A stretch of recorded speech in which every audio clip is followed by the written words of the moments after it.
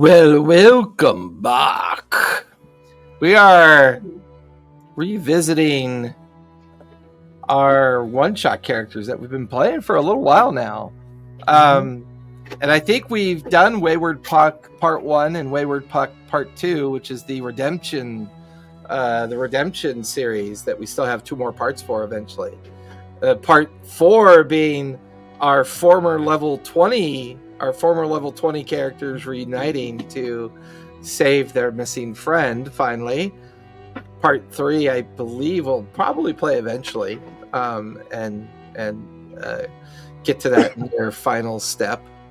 And I think at some point we gotta have Ryan. I mean, maybe Fabian should be level 20 and have Fabian join the group. That would be pretty cool. That'd be fun.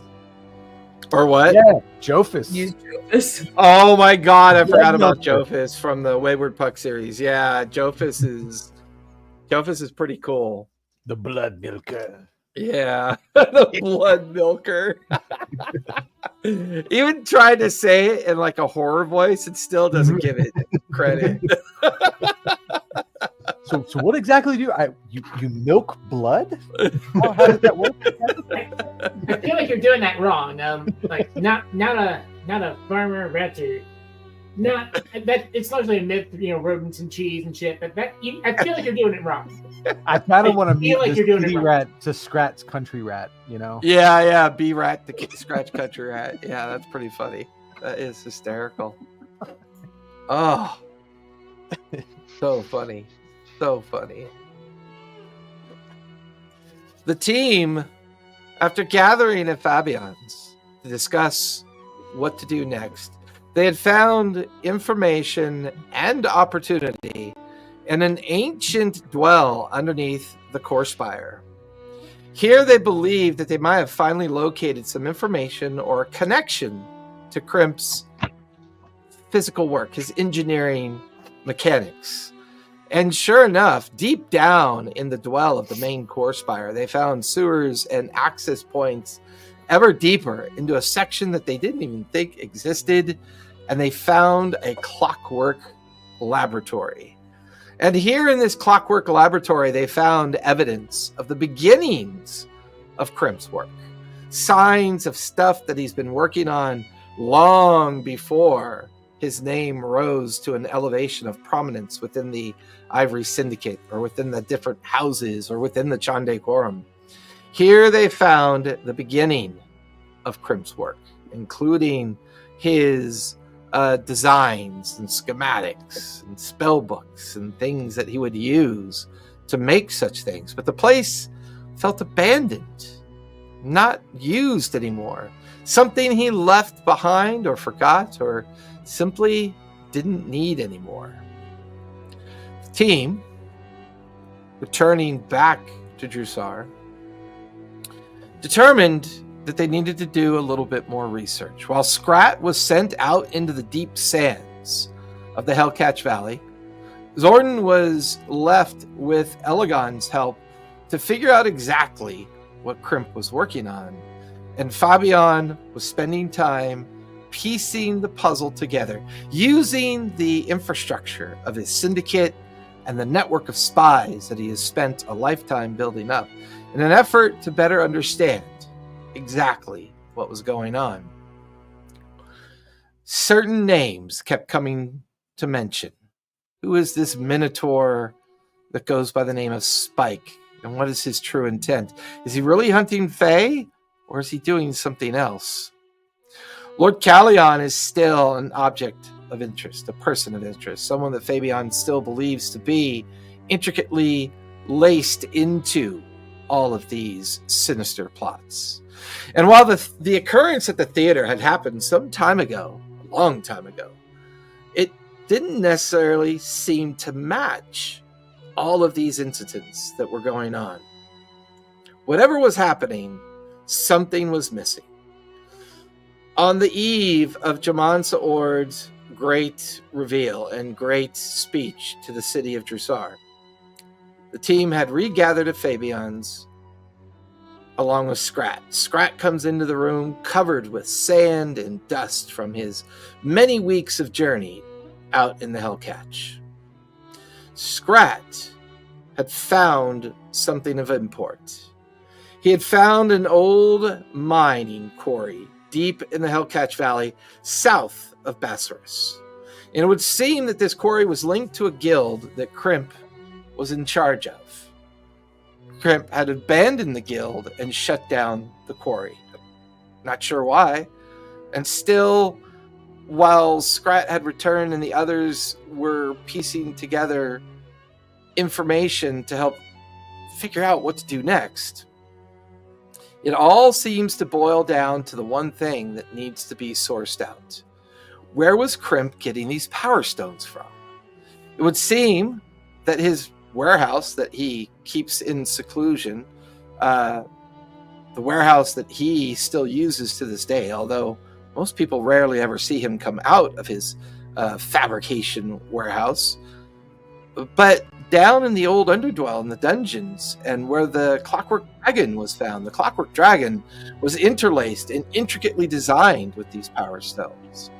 While all other signs of the power stones seem to have been abandoned and no longer present down in the dwell, clearly this thing was left behind to cover his tracks, perhaps. Or if anyone were to stumble upon the dwell.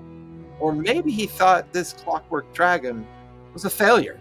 Something that he felt that he could never fully operate or understand, and abandon his research had no longer operated down below.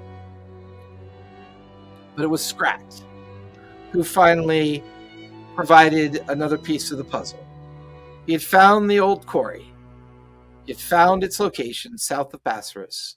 And even now, as you guys stand on the deck of one of the wind skiffs, you begin your journey out into the desert.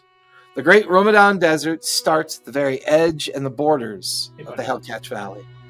And from this vantage point, after a week's worth of travel, you're now in the Hellcatch Valley, looking at the deep southern portion of the desert here. And here it is blasted rock landscapes, sands, wind whipping. Everyone has to wear these goggles just to keep the grit and sand out of your eyes. The small crew monitoring the skiff during this journey, allowing the four of you to linger on the main deck. You're less than a day away from the location that Scrat had discovered. What would you guys like to do next? Thought I could get away without turning this on, but nope. Sunset just a little bit too much sense. Oh well.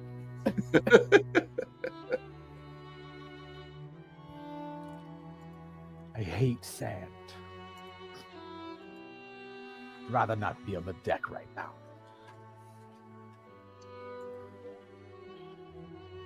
How long till we're there, Scrack? But man, I don't know. I got there earlier. Can I consult a map and just kind of... Yeah, you pull a wadded out map out of your pocket. It's covered in like cheese and dried bacon, and you spread it out on the table, and you start following your finger along. It looks like it's about a day's journey. You should be there in the morning. All right, man. Like, I don't know, like a day or so. You're welcome. Went out of my way, scouted this whole thing for you, Sorden. Yeah. Consider that your penance from the last time we were in the desert. Remember? You tried to shoot the dinosaur. We all got shaken off, landed in the desert. Spent a long time being hot and dry. You killed the dinosaur man. Not my favorite visit. I'm sorry it went so poorly for you. Maybe if you weren't just such a... Look, I'm just going to say, you're a fucking weird-looking guy, okay? The dinosaur was under control. We were there. It was terrifying. It wanted to eat me. For good reason. Many things want to eat small things like you. Well, now I feel threatened in a place that I had assumed was safe. Now, this is wonderful. This is great.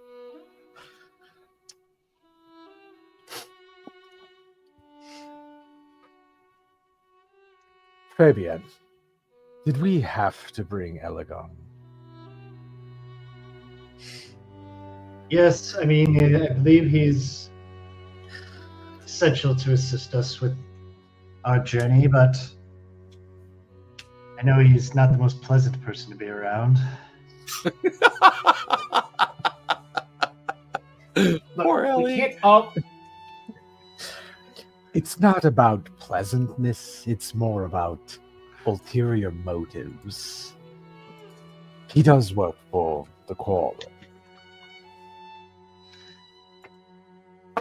Let's use the resources we can and protect ourselves where we can too. It may be valuable to us. You're always watching your back, Sword. Don't slip up this time. I watch my back with good reason. Yes, as we all should. As we all should. Let's just make sure we continue to stay on our toes. I cast message to Fabian. I'm like below decks. Cast message to Fabian and be like, how much longer is this going to take? And can we eliminate some of the bumps? I keep spilling ink on my parchment.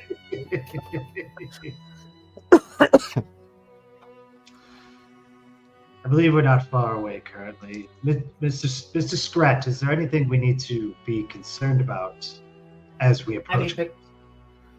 I mean, besides the random dinosaurs, the scorching heat, the windstorms, death at every turn. No. Other than that, I think you're pretty good. I'm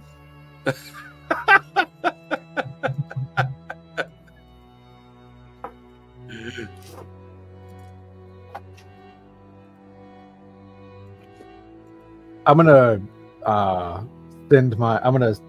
summon my familiar, but as a vulture, and send it out, kind of scouting above us as we're going. Nice. You Sorted. watch as your familiar goes flying off, begins to circle the immediate wind skiff, and kind of arcs around, and then kind of disappears out into the sand. Just as the sun is setting and the darkness is beginning to overwhelm the area, they're not close, but off in the distance. You're familiar with these creatures because you know of a place called Rockhaven, which is a small community that lives on the back of a massive sauropod. The sauropod that Scrat tried to shoot in the face. Yeah, that one. And you could see the tethered balloon to it that Puck and you guys know and familiar with this. You've been to this community before called Rockhaven, but this one's different. What your familiar sees this time when it comes back to report it is a massive sand tortoise that's maybe half a mile long and a quarter mile wide, and it is slowly moving through the desert. And on the back of this sand tortoise is a bigger size community than the one at Rockhaven. It's a massive town that is purely made up of turtle folk, and they are indigenous to the Hellcatch Valley. Often referred to as sand turtles, or possibly even the sand keepers, or some will even refer to them as the sand riders that move throughout this area. But they're already pivoting and moving off in a different direction. Herds of raptors, sand raptors, can be seen moving and gliding through the rolling desert and blasted rocks. But as you're getting closer to an edge of desert that's getting less sandy and more rocky, you're beginning to, believe that you are getting closer to what Scrat had called the quarry or the mines that he had found. Other than that, there doesn't appear to be any particular threat currently. Does it seem like there's been any human presence here lately, or creature presence or anything? Give me either survival or perception.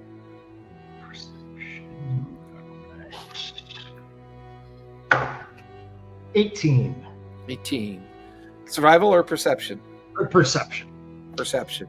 You do not see any indicators of mass movement of creatures or people out here. You get the feeling that the current area of the Hellcatch Valley and the desert sand that you're cruising over is constantly the victim of wind and shifting sands. If anyone moves through here, their tracks probably get covered up pretty quick.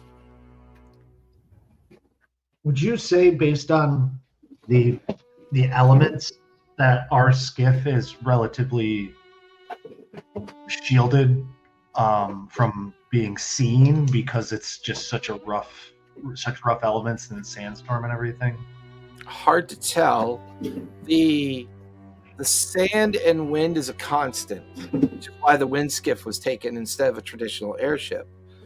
The nice thing about the wind skiff is that it's wooden runners underneath its flat base, and the giant 30-foot tall canopy sail that when the wind hits it and it pushes this wind skiff along the surface of the sand. It also has outriggers to balance it.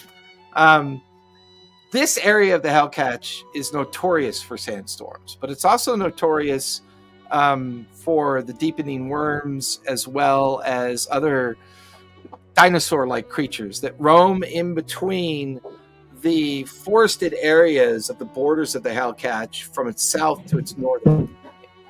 But so far, the weather conditions and the overall conditions of the area have seemed to keep things at bay or underground.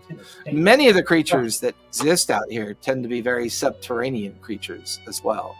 But so far, no immediate threat. Okay.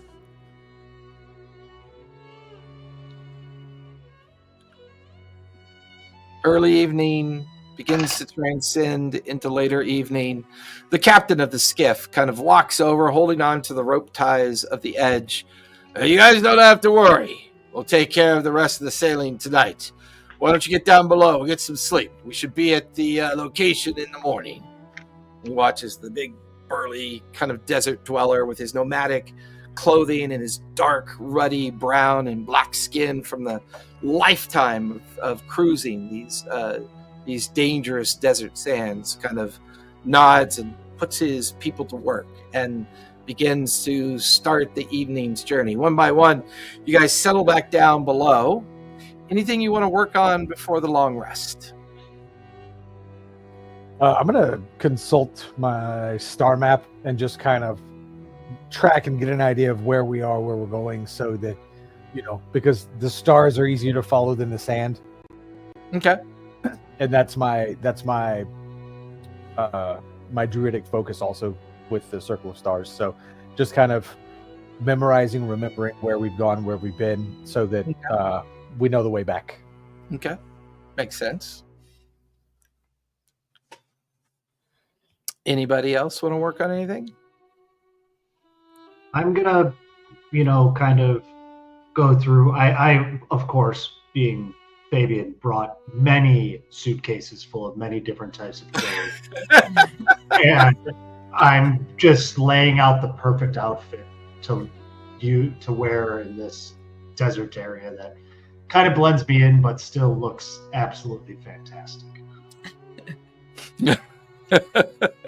And Elegon, you catch a glimpse of Fabian doing this because you've got you're a city folk. You're not really used to being out on the open desert, especially on a wind skiff. The difference between the wind skiff and the air skiff: wind skiffs stay on the surface and glide along the sand with their heavy kind of sail canopy that keeps them moving along. The outriggers keep the wind skiff from tipping, but there's a lot of motion. So as you're like walking past the bunk area that Fabian has got, like all of these clothes out, like he's got clothes draped on areas you're not even sure were places that you could drape clothes. He's got like just everything out, and you've got a wooden bucket tucked underneath your arm that you keep just in case you have to heave because the motion sickness is getting to you. You pass by Scrat, who's working on his guns and kind of keeping them clean, keeping them from being fouled. But Fabian, man, he is decadent. There's like 12 different outfits on, 4 different pairs of boots, high desert boots, low desert boots. He's got different kind of sarongs and other things he could wrap around his face with like a combination of goggles. He's even got like glitterstone goggles that have been bedazzled along the edges with like little silver chips to kind of give it a little bit of flair. But yeah, he's got quite the setup out. He's got this little Elegant. tube thing coming out of his shirt that he's going to stick into his nose. Elgon is seasick and also sick with envy as he stumbles, feeling extremely terrible to his cabin because he's a delicate elven man and he doesn't want to be in the bottom of a ship.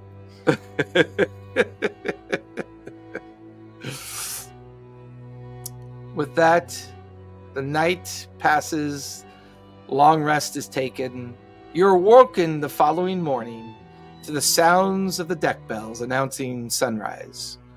Here you guys put on your gear, put on all your equipment to get ready for the journey, and as you surface to the deck of the windskiff, you can see that the landscape, that the landscape has changed significantly.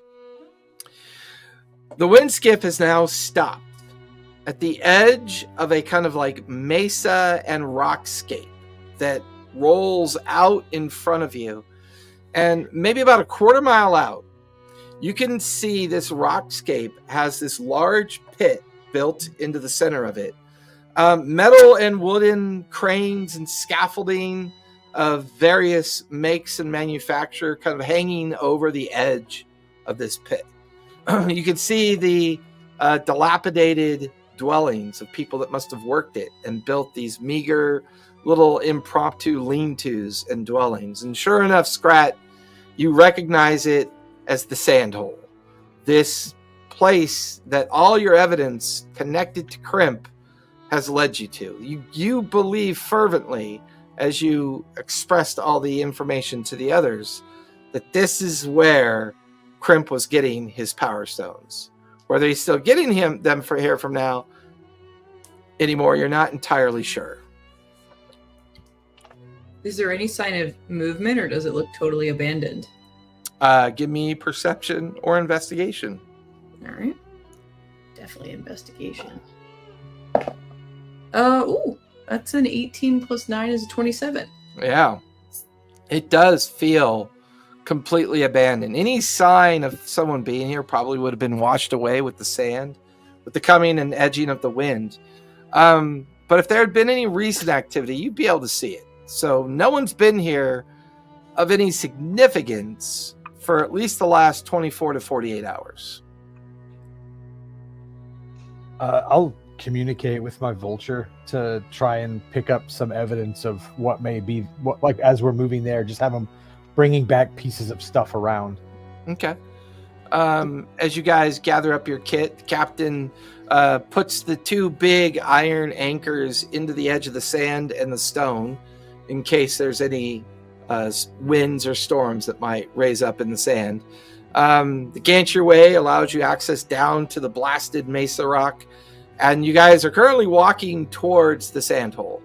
And you can see Zordan's vulture kind of circling, going out, diving down, and every now and then it returns, bringing back a finger bone or a rusty hammer or a broken piece of stone that seems to be maybe a ceramic. Signs of people once using this place, but no real active signs of active use. And once again, your vulture doesn't really have anything to report. Nothing's there. It feels like an abandoned settlement that has been built up around an abandoned quarry.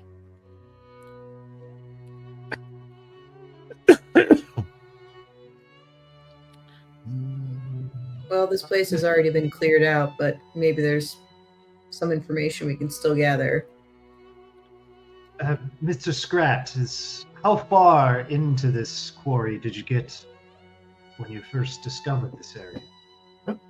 So how far did I get in there? You got to the edge of the hole, looked down, and said, "Yeah, this is it," and then you went home. Okay. I'm not very far. I got to Corey's edge, was like, "Yeah, this is clearly it," and I turned around because this is creepy, man.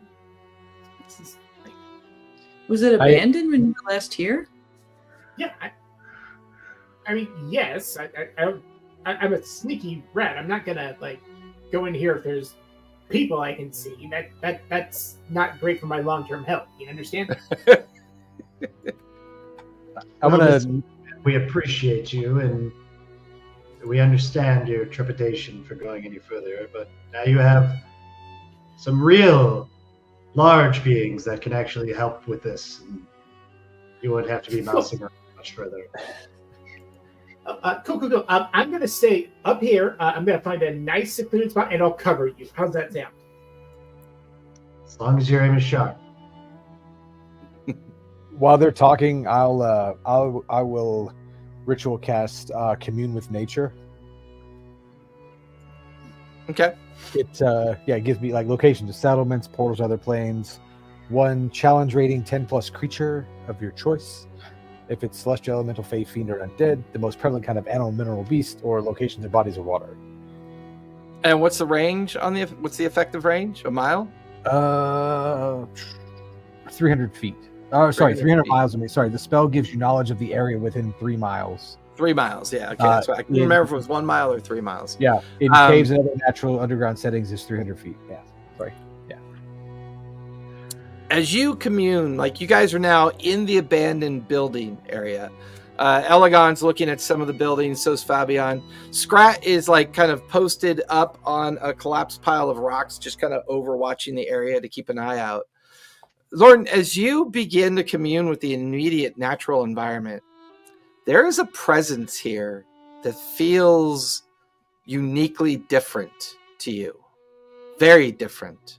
It doesn't really attach itself to any of the known creatures that you would suspect to be out in this natural environment. And wherever it is, it's either, get the feeling it might be deep down in the quarry is what the environment is telling you. And it's also giving you whispers of intense crystalline structure. A large entity made of crystal is what you're picking up on. Somewhere deep down in the quarry.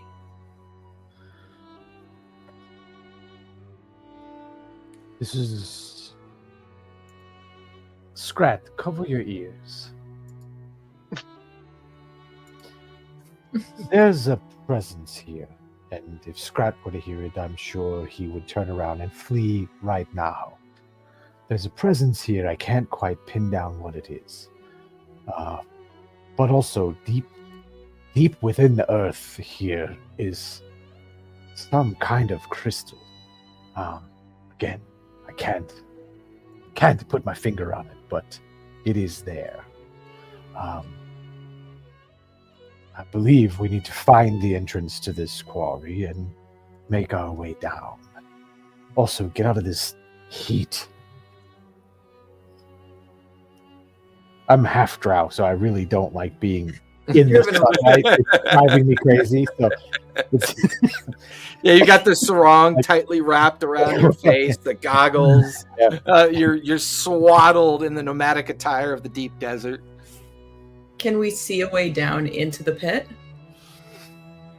There are survived like lattice work and gantries and kind of like metal scaffolding, like rusted iron scaffolding that seems to lead down into the darkness of the pit.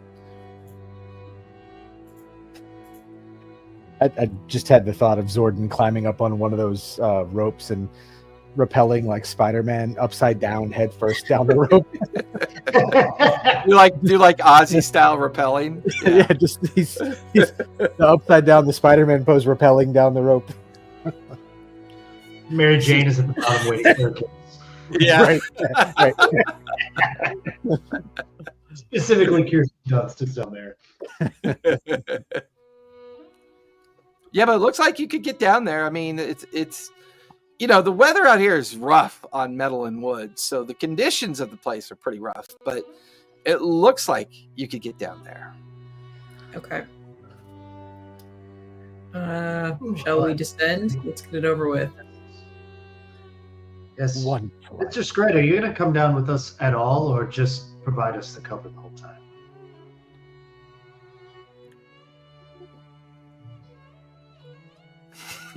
He just stares at you.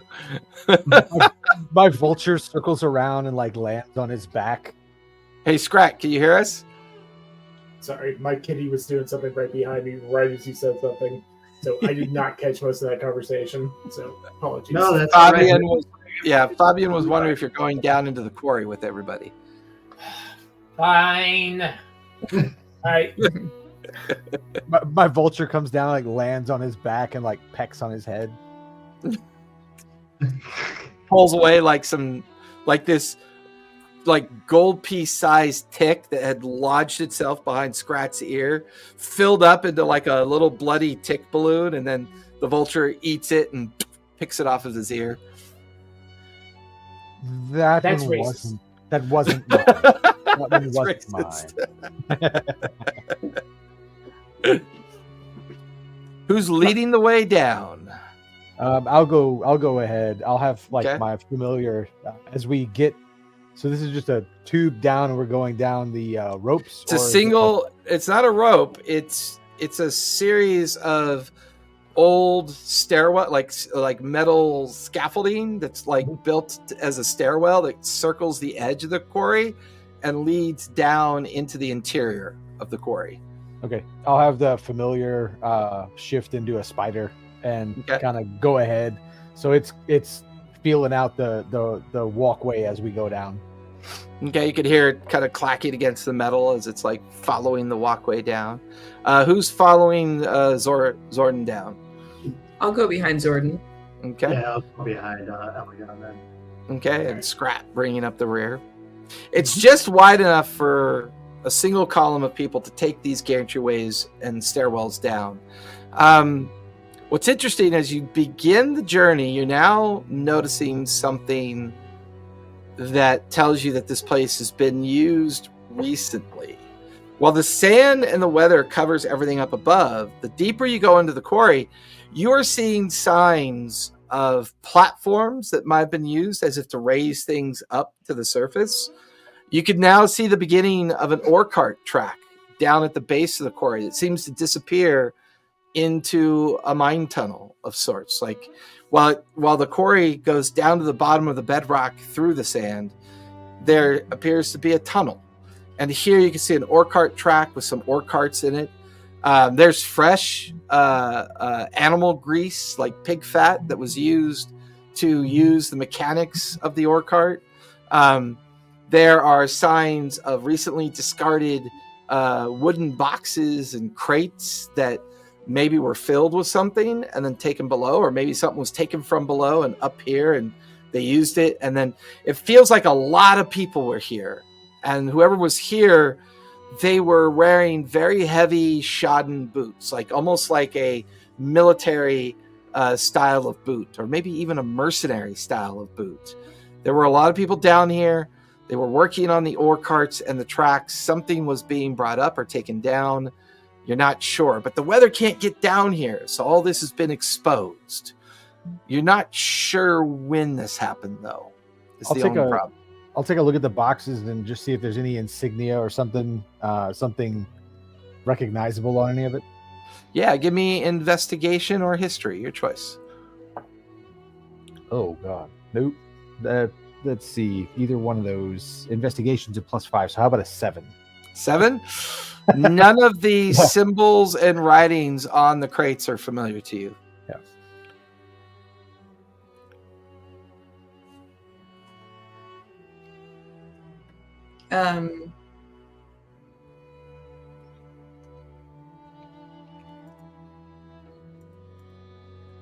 These heavy boot tracks. The Quorum hasn't had any business down here, have they? Do I know whether the Quorum's done business here? The Quorum unofficially should not be operating in the Hellcatch Valley. Mhm. There are houses and guilds that will do business with Bassaris, as well as King's Fall, which is the capital of the Hellcatch Valley. Mhm. But those relationships have been tenuous out here lately, and there have been a lot of syndicate and criminal activity that has drawn the attention of King's Fall and has created a bit of tension between Jrusar and the Hellcatch. While there have been some members of the Chandei Quorum political parties and council folk who have sent people out here to make inquiries about criminal activity and other things that have been going on out here. As far as you know, the Chandei Quorum isn't operating anything officially out here, but you're not always aware of the unofficial consequences either.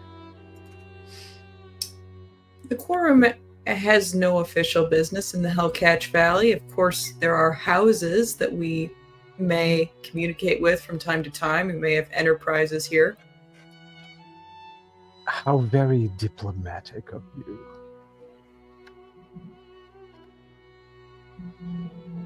Once at the bottom, there is the mine tunnel that you can see. It is fractured almost as if explosives were used to get down deep into the tunnel. The residue of the explosions are easy to pick up. Somebody spent a lot of blood, sweat, and black powder to blast away this tunnel. The ore cart track leads down for maybe about 60 feet. And at the end of that 60 feet, there's a sheer drop, this 30-foot open pit that seems to drop straight down into like just pure darkness, pure like no. And what's really weird is that the tunnel that you're going down to get to this pit is obviously fabricated, exploded, and mined out. You can see the marks of tools. You can see the obvious use of heavy labor to get this far. However, it would seem that they discovered something that was either naturally made or possibly made by some unknown source, because the pit you're staring down is 30 feet around, and the walls of the pit are like glass smooth, like so smooth that when you run your hand up against it, it's almost like you're rubbing up against like a surface of water. It's such a smooth, finished sand.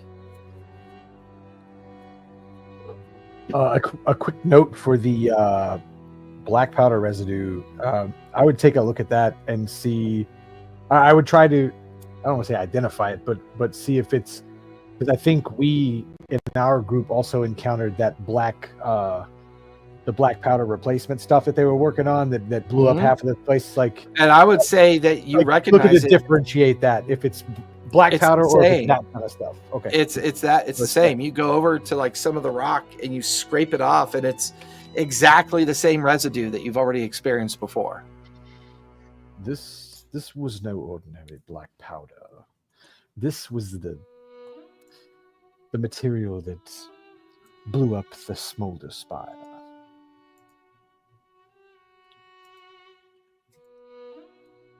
Can I make an investigation or arcana check on the very smooth surface of this tunnel to see if I can glean what may have done that? Yeah. Give me an arcana check on that. Okay.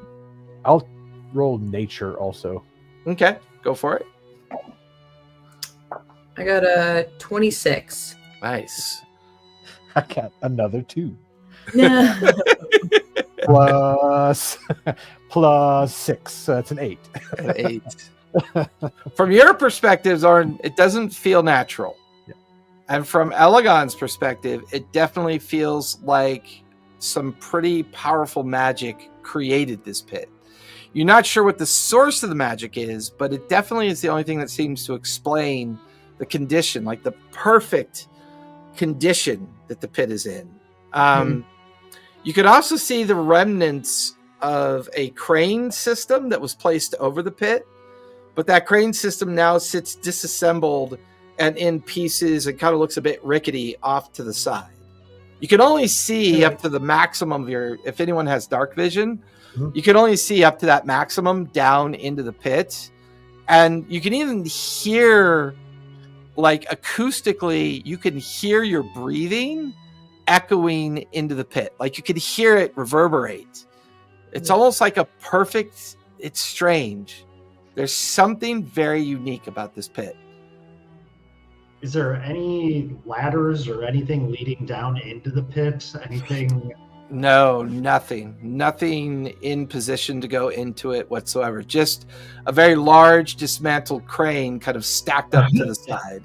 Is the rope or whatever was used for the crane to haul things up and down? Is it rope or chain, whatever? Is it still? It's a mixture. It's a chain with a rope kind of weaved through it to give it a little bit of flexibility and tension. The chain is quite heavy duty. Like it's a wrought iron chain, very similar to what you'd see at the Airy Spire to lash ships into the stanchions that they dock at. I mean, just carrying a section of it is pretty heavy. Okay. Do I get the impression that if I were to, well, I'll try to send my spider down the side first and see if the side is slick to the touch, or if it's slick, like can't grip anything, or if it's just I don't know what the word I'm looking for is.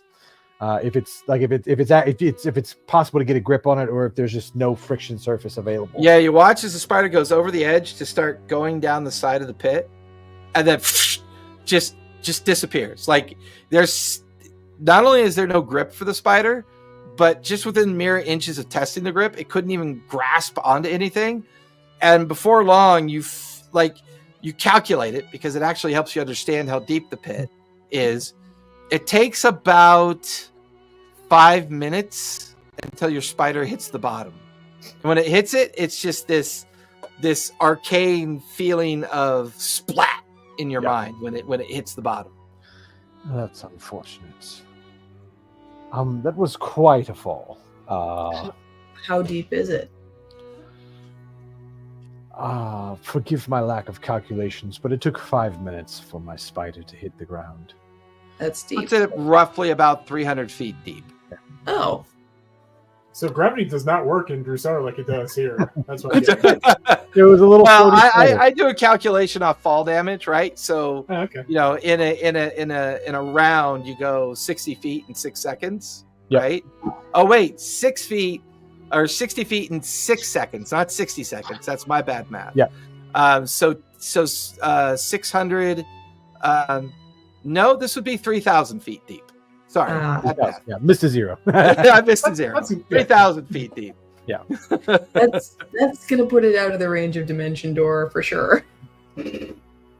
Yes. Well, that's unfortunate. Is there the roof above it? Is there a like? Is there any? I mean, are we? Is there still? We're still in a hole, right? So there should be stone roof. Is there like a hook or anything up the top there? There is from where the crane was before? There's the framework of the crane that's still in place. It's just that the big armature of the crane that would lower something down into the pit has been very swiftly they almost disassembled it as if they were in a hurry, wanting to get out of here is what it feels like. There's no caution here. All the signs of whoever was last here, it was rushed. It was quick. It was intended to be get the hell out of Dodge kind of vibe is what you're picking up on. Can I use I'd like to use polymorph, turn myself into a bat. Absolutely. Fly down this shaft. Yeah. You guys watch as Fabian kind of does the superhero pose before you jump into bed, just like that, and just as he does it, turns into a bat. You watch as his bat form kind of flitters over the edge, and you can hear the flapping of the wind. It's acoustically kind of echoing back upwards towards you, as you can hear his squeaking and his bat wings kind of flapping and disappearing ever deeper and deeper and deeper and deeper. For you, Fabian, you get to the very bottom of this pit, and when you do, you see that it stops being smooth about 10 feet before you get to the ground. Once the ground is exposed, it's more like a traditional mine at this point. You see the physical remains of 4 different minotaurs. You see the physical remains of some dwarves. And you see the physical remains of maybe even some like other humanoid entities. Whether they're human or not, you're not entirely sure. There is a 6 foot tall by 4 foot wide crack that is exposed in the wall. And it looks like there was some kind of massive explosion down here that caused everything to collapse in on itself, except it didn't fully work. There is a gap here that looks like it leads in to something else. Do you want to follow it? Yeah. You begin to flap and move forward, and as you move through this 3 foot wide, 6 foot tall gap in the collapsed rubble, you come out into the middle of a massive mining operation. You can see a big wooden platform off to your left. You can see yet another open pit in the center of the mining operation. You can see giant metal flywheels with chains that lead down into that other pit.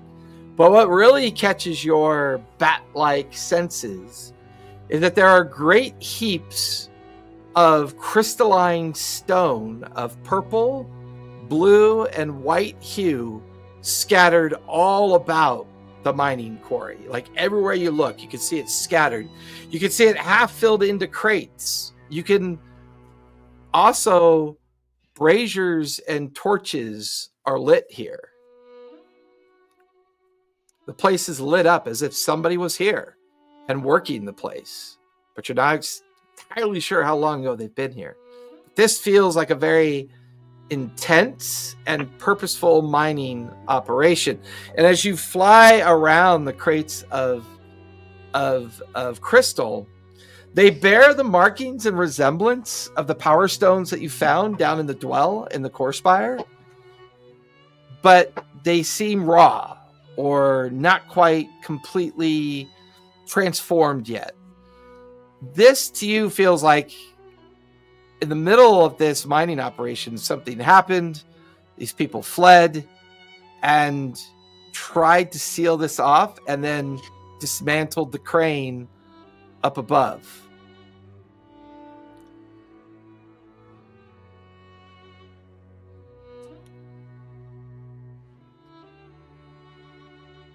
All right, I think, and it doesn't feel like there's any, even though there's torches lit, there's not any sort of living presence down here. No, you don't see any people around whatsoever.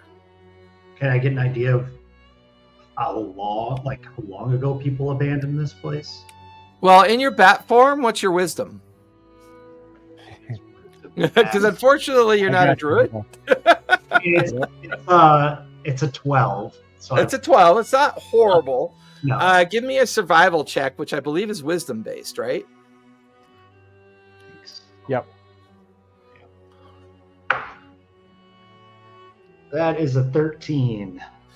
Based on the remains of the people outside of this area that you just came into, this feels like something that has happened within the last 24 to 48 hours.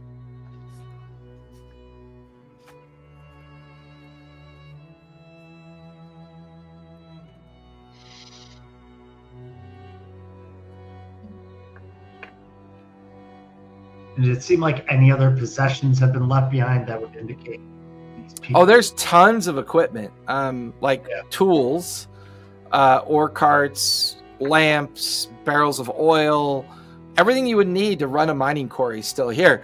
But anything more personal or different than that, you don't see any sign of any other things left behind other than what was used to run this place.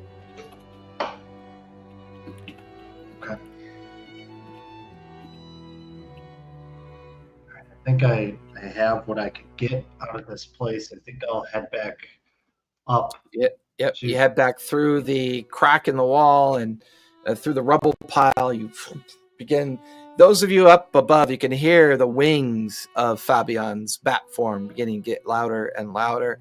And then there's like a compression of air as he bursts out of the pit. So, what's the deal down there? Well, it seems that this place was recently abandoned, and there's a lot more down there. And I think the raw ore that's used for these power stones is down there and what they were mining. And boy, there is a lot of it. There is a lot. Have we seen any creatures in this mine? No, not so far. Not a single living thing. I made sure not to tell Scrat, but I sensed something down there, though. I do an investigation, and actively look for some type of living animal. Yeah, give me survival, or give me nature.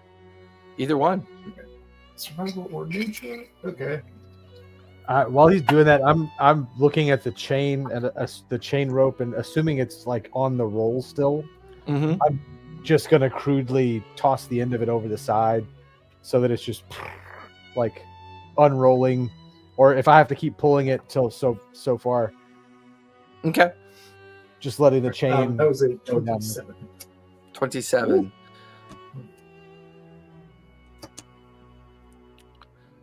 The challenge of the chain rope is that there's clearly not 3,000 feet of it. Give me investigation as you begin to let some of it over and you start looking at the crane works as well. Scrat, you are moving stone, you're moving rock, you're moving debris. There should be some kind of insects or bugs or something in the subterranean space that should feel disturbed by the fact that you're moving natural objects around. But nothing. No creepy crawlies, nothing. No sign of life. No sign, and you begin to realize, you're looking around, there's no sign of any kind of underground subterranean plants growing here. There's no moisture down here. This place is bone dry and just no life whatsoever. Guys, this is giving me some real bad vibes. I was trying to find some buddies, just some little guys in the dirt. There's nothing. There's nothing living here, as far as I can tell, and that I feel like that's a bad sign. I think that's a really bad sign. Zorn, what'd you get for your investigation? 12. 12? Yep. Yes. It's not a crane, it's something else, but you're not sure what it is. The components and what's made up of it, it's something different. I thought at first this might be a crane, but now I'm not so sure. There's not enough. There's not enough material here to get to the bottom. I'm looking at the rope that I've already let down. Yeah, it's only lowered down about 25 feet. Can I take a look at it and see if I can? Yeah, give me investigation as well. That is a 25. House Treshy has made these before, and they've sold them before. This is a crawler.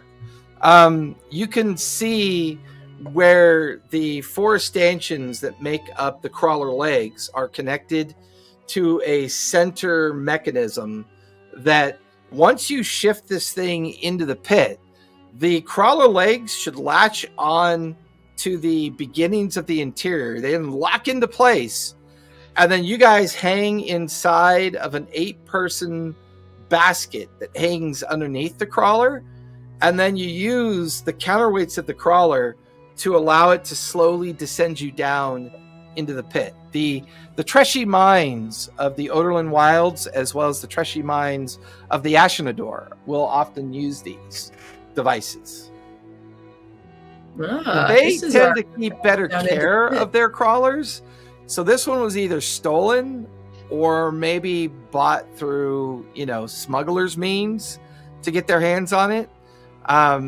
So yeah, it would take, take all four of you about an hour to put it together and center it over the pit. Hang the chain that that Zordon was messing with actually inverts, hangs off a metal bracketing framework above the pit, which causes the crawler to hang slightly over to give it the tension to lock onto the sides. You would then let go of the chain, and then the crawler would automatically use its counterweight to slowly go down to the bottom. This is a Treshy crawler. I've heard about these, though this looks like it's maybe a secondhand find. If we could put this back together, we could use it to get down into the pit, though I think it'd take about an hour.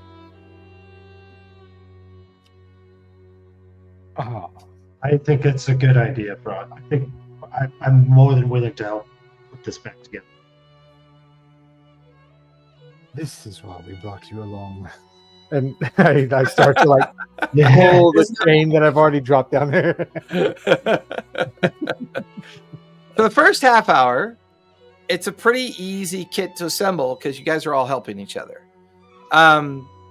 The crawler legs are in place. The basket gets put underneath the center counterweight.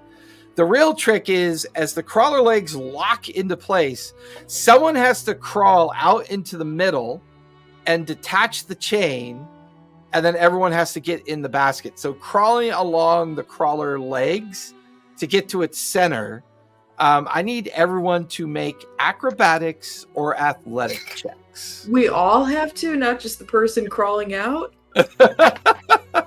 Well, those going into the basket have to roll for that.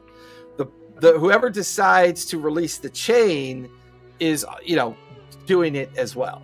I'll do the chain. Okay. That was a 22 for me.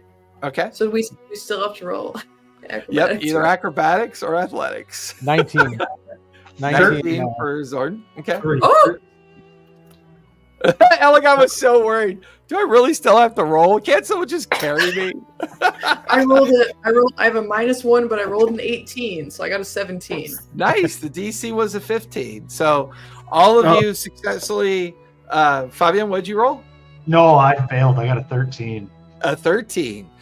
Not a horrible failure.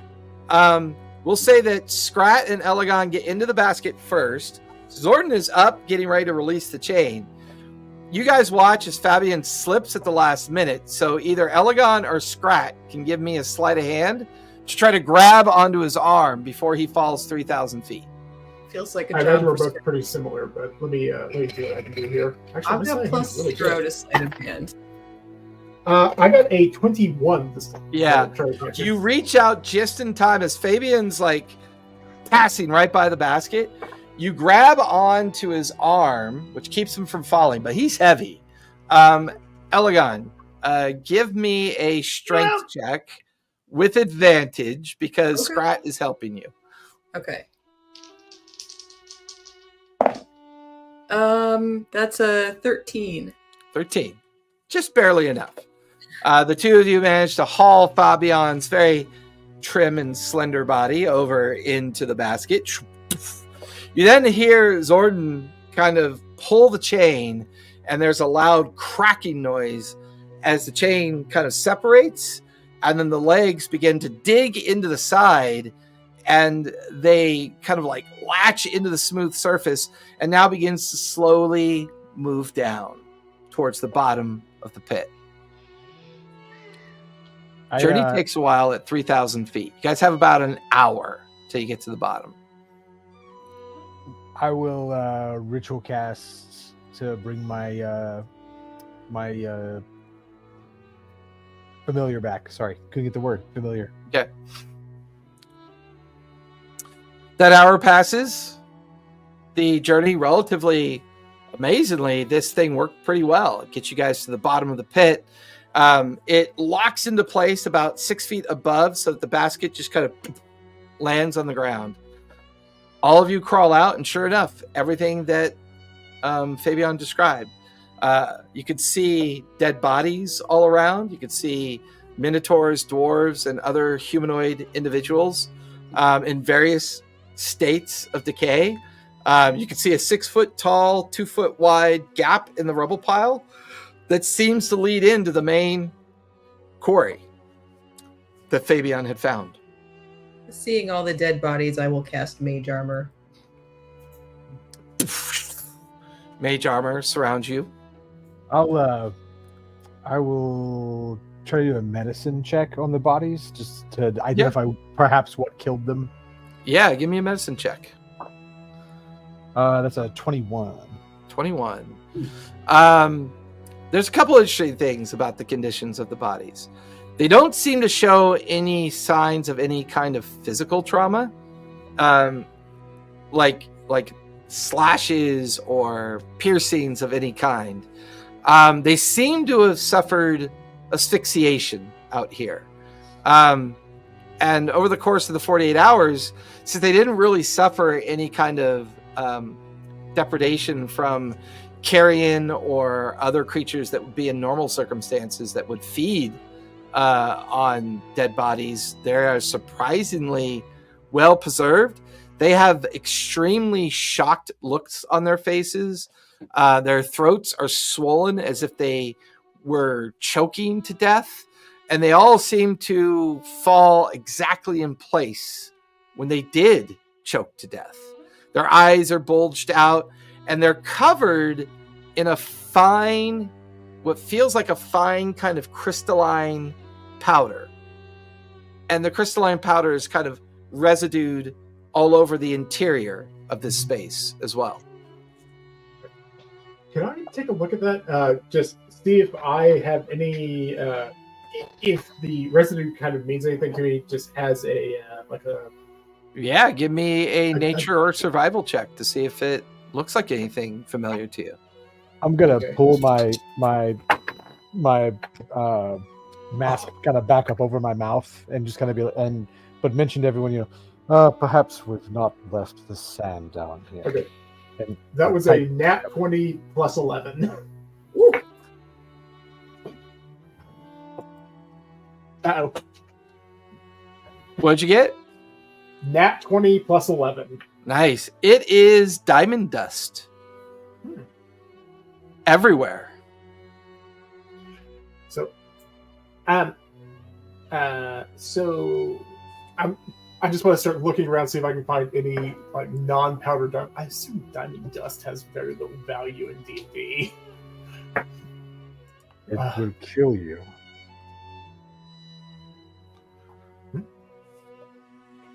What did you say, bud? If you're not careful, it'll kill you. These men were asphyxiated. They choked suddenly. And I'm saying, I've got my mask or the mask I was wearing on the surface pulled up over my mouth right now, so it's kind of muffled when I'm talking. But they didn't choke on diamonds. I think we can agree to that. I didn't say they choked on diamonds. Are you expecting some kind of poison? Ooh, trying to scare the rat boy. Ooh. Look, I know you've ingested your fair share of poisons in your life, but for once, I'm not actually talking about a poison. Quit calling my dinner poison. It's just dinner. Yeah, this is... Look, I tried to be nice. I invited you back to the commune for dinner the one time. Just, it was the worst. I didn't hear that. Didn't hear the end of that for weeks, Zordon. Look, it's a natural reaction for people to want to poison rats. I'll take a little bit of this diamond dust and scoop it into a little pouch to potentially study later. Yeah, you take a little linen cloth out, you scoop it up, and it's like chalk. It's so fine and so well pulverized. It's just like chalk, and you're able to fill a small leather bag full of it.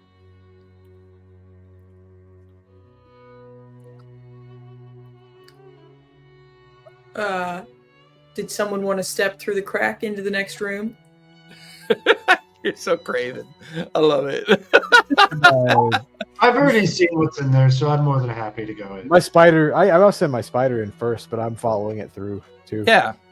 Yeah. It requires a single file line because it's a tight squeeze, but Fabian's already been in there, so he files through, and then Zordon, and then Elegon, and then Scrat, kind of everyone. And to the detail that Fabian had provided, sure enough, it is a massive space of fabrication and mining, and you can see all these crystalline rocks of various hues and brightnesses.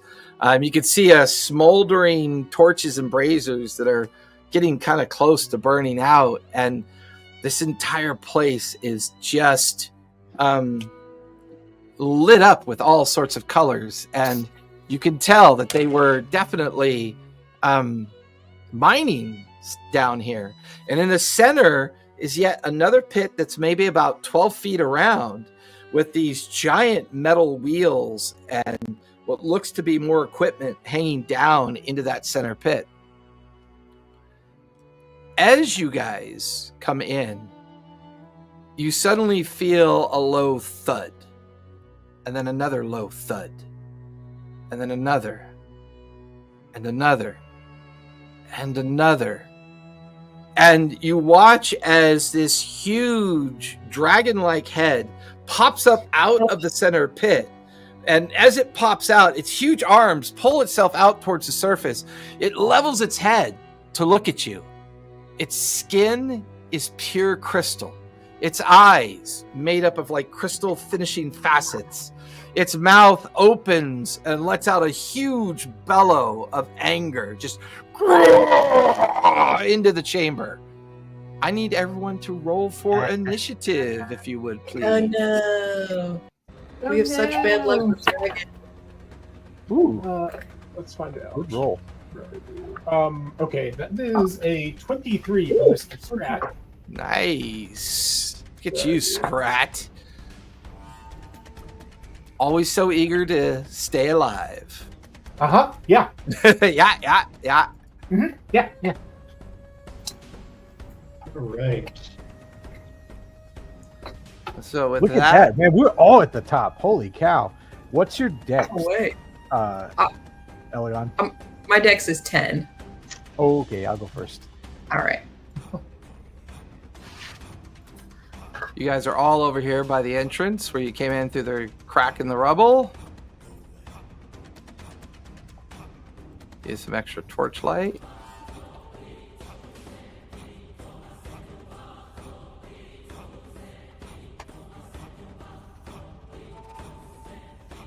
All right, let's get you in order.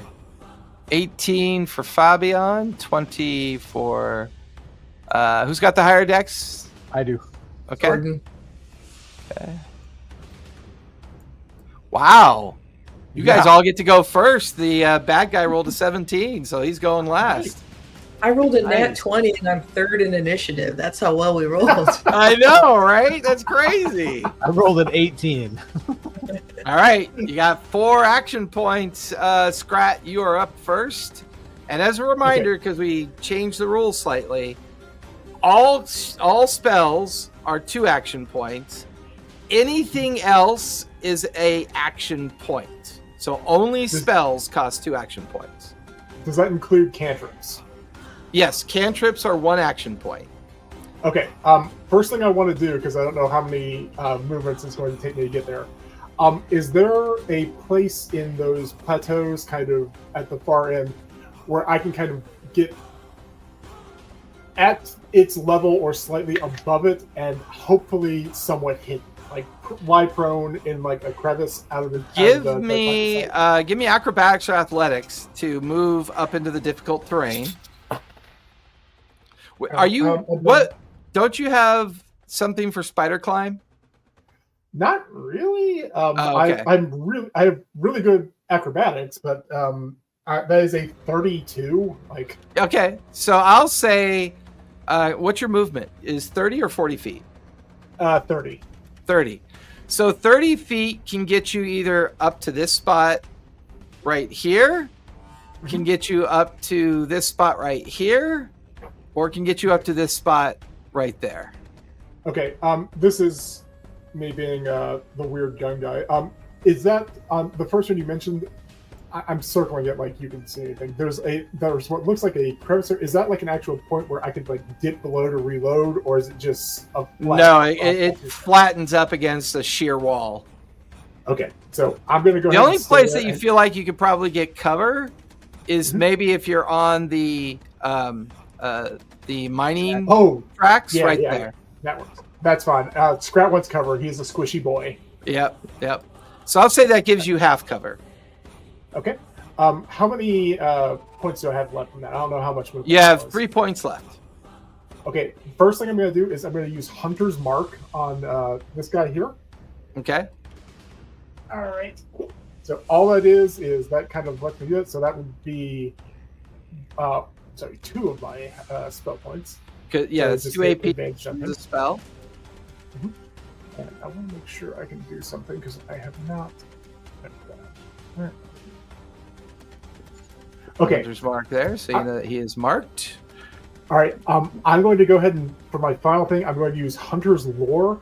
So I need to know if he has any immunity, resistances, or vulnerabilities. Love it. He is resistant to all forms of physical damage. He is also resistant to all forms of magical damage. However, he is made of pure crystalline structure. He is vulnerable to psychic damage due to his physical makeup. Other than that, that's all you pick up from the lore. All right. So can I yell that out? Oh yeah, you can free action yell that out so everyone can hear you. Yeah. Everyone! It's a crystalline dragon. Try if any of you can attack him psychically, that would be really helpful. And that will finish Scrat's turn. Zorn, you are up with Elegon on deck. Okay, so I'll use my first action point to wild shape into my starry form. Okay.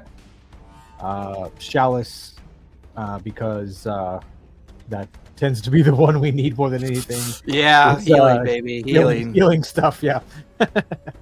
So the Chalice constellation shows up on my armor for flavor effect, right? Okay. And so yeah, that's first. Then I'm going to.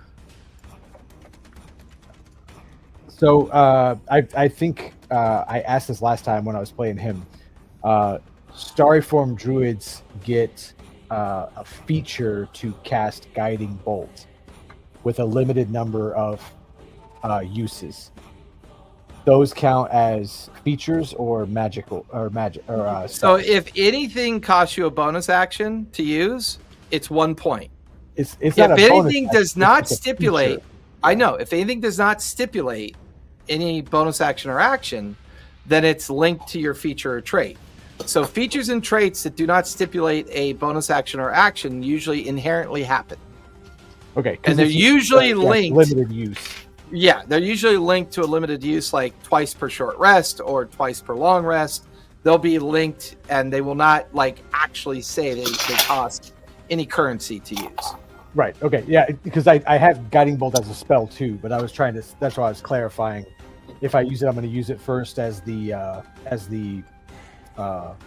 support spell, or the action spell. So I'm gonna I'll cast Guiding Bolt at it with the action, which only casted at first level. Okay, go for it. So I have to rate the ranged spell attack. That's a 15. 15. You watch as it arcs past, and the dragon quickly moves its head and upper shoulders, and the radiant bolt just goes right past it. Okay. Then I'm going to move. Scrat went off screen-wise. He went down off to the left, right? Correct. I'll go over here by the minecart tracks. Okay. With my movement, I'll try and go around that corner there. This corner? Yeah. Yes. Yeah. Okay. Take you around this corner right here. Yep. And last action, I will Starry Wisp at Okay. it, which is just a cantrip Starry Wisp. This will be with disadvantage, though, right? No, because you moved and then did it again.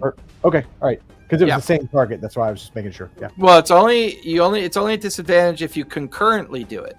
If you cast and then move, that's not concurrent. So you have to gotcha. repeatedly do it over and over again. Got it. Nope. That's a 14 to hit that time. Gosh. Oof. Boy, your rolls are sucking wind tonight. I know. After that last fight when I had, gosh. Okay. Yeah. All right. That's it for me. Yeah. That'll finish Zorn's turn. Elegon, you are up with Fabian on deck. Okay. I would like to. I would like to rage. Let's just go with sort of a classic fireball on this guy to start. Yeah. Let's see. We will do it at 3rd level. So, By the way, I'm sorry. When I said he's resistant to magical damage, I meant he gets advantage. He's resistant to magic, so he gets advantage on his saves. I stated that incorrectly. Sorry. Okay. So, and I'll place it so that it's just catching him and not anyone else. Oh yeah, he's out in the wide open. He has to make a dex saving throw of 17. I rolled a 5 and a 7. 7 plus 6 is a 13. Oh, no way. Yeah. Oh, that's sweet. Okay. All right. So it's 8d6 then fire damage. DMG. Let's see. Will it just roll for me? Ooh, that's pretty good. So that's 38 points of fire damage to him. That is really good. I mean, it just explodes into the crystalline surface of the dragon. You can actually hear crystal shards falling off of its form, and when they fall off, it just just kind of makes a coin sound when they plink onto the ground, and he just takes the brunt. And his huge lizard or his huge dragon-like head kind of looks down in your direction. And then I will, this is a cantrip, I'll cast Mind Sliver on him. Okay. This is Intelligence an intelligence save of 17. That is 11 plus 9 is a dirty 20. He's smart, you guys! Okay, so it's a cantrip, so he takes no damage, and then I'm gonna run 30 feet away. Towards Zorn or towards the bottom? Where are you running to? I would like to. Can I run up on top of this rock? Or no? Can I try and run back behind the rock? Sure, back towards the right there. Yeah, my hope is to hide, but if I can't get that far, just. I'll say you get a little part. You have partial cover. You got half cover. All right, fantastic, and that'll be my turn. Okay. That'll finish your turn. Fabian, you are up with the dragon on deck. So, is this dragon a construct? No, it is. Okay. It feels like a creature made of pure mineral. Okay. All right. I'm gonna try see how Shatter does on him. Ooh. Nice. Nice. So that's con 15.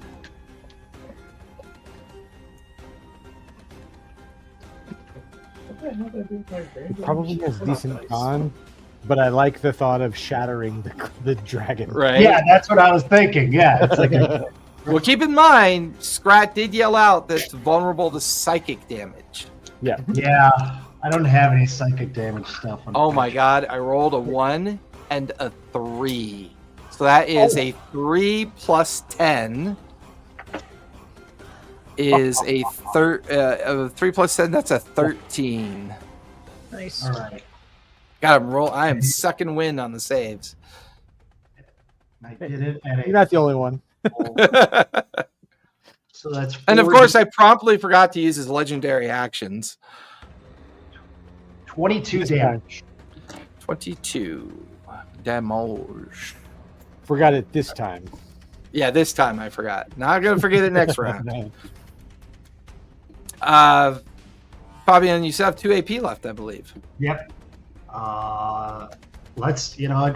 I'm getting cocky. Let's run it back again with Shatter. Ooh. Do it again. Yeah, go for it. Another con save. Oh my god, I rolled a 4 and a 2. That's a 14. Oh man. That's Awesome. Oh my god. Okay, these 2 dice are going to jail.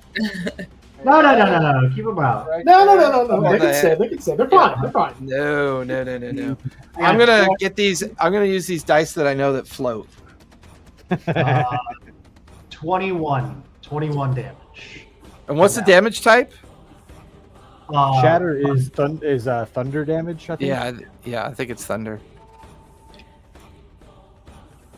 Because there's not a noise damage. Right? Yeah, I think it's thunder damage. I think you're right.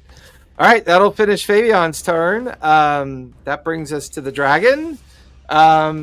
First thing he's going to do is he is going to use his breath weapon on Fabian and Elegon. I need the 2 of you to make con saves, if you would, please. Right. It's a 17. 17 will succeed. That is a DC. Dirty 20. Okay, so you both will take half of 36 points of force damage as a intense cloud of pebbles, rocks, and crystal come out of its mouth and just fill up the area around you with dirt and dust and choking. Like, you get this choking sensation as it occurs as well, but you manage to close your mouths and dip your faces away. You get the feeling, had you not done that, this could have been a lot worse. What? All right, so that's 1 AP. It's going to swing its head over towards where Elegon is hiding back in the rubble pile. And it is going to cast... it is going to cast Rock Cloud at you.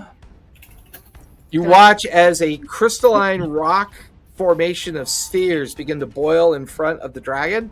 They kind of hover telekinetically and then come rushing down towards you. Give me a dex save, if you would, please, Elegon. Is this something I can counterspell? Absolutely, you can counterspell this if you'd like. I would love to try and counterspell this. You got to roll a con save. Beat my DC. My DC is a 17.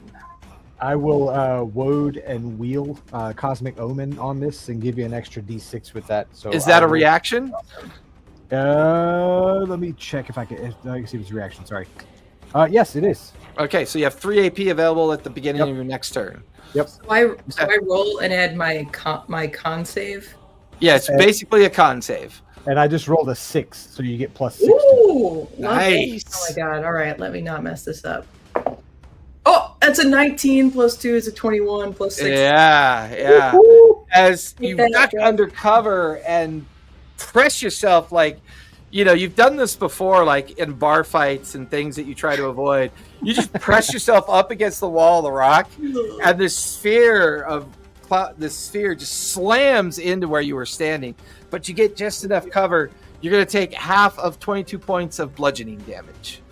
I still take the damage even though I counterspelled? Oh, I'm sorry. I thought you said... Never mind. Yes, you counterspelled. So as the sphere is forming... I thought you were still rolling your save. As the sphere is forming, you twist it, and the sphere of rock just dissipates onto the ground. Okay. Sorry, I thought he was helping you get a plus 6 to your dex save. I No, forgot you were counterspelling. Yeah. So that's 1 AP for breath weapon, 2 AP for spell. It is going to go into its fly mode. And it is going to land in the base with Elegon. Other people hit you also. Sorry, not Elegon. Fabian. You guys both have on at the end of your name, so I get them confused. So Fabian, it's now in base with you, Fabian. That'll finish the dragon's turn. Top of the second round, and of course, Scrat is gone missing. Oh, there he is. Top of the second round, Scrat, you are up with Zordon on deck. You're on mute, by the way, Scrat. Damn it! I was saying, Damn how it. far away? I had a funny right now? punchline, and you guys missed it. Oh my god, it was so good. But no, how far away is he from me? He is only 30 feet away from you. Cool. From your vantage point. Very first thing I'm going to try doing is hitting him with poison spray. Just see if that has any good effect on him. Okay. Is it a save or a ranged attack? It is a ranged attack. Go for it.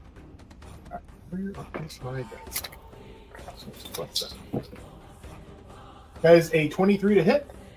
23 will definitely hit. Roll for damage. Okay.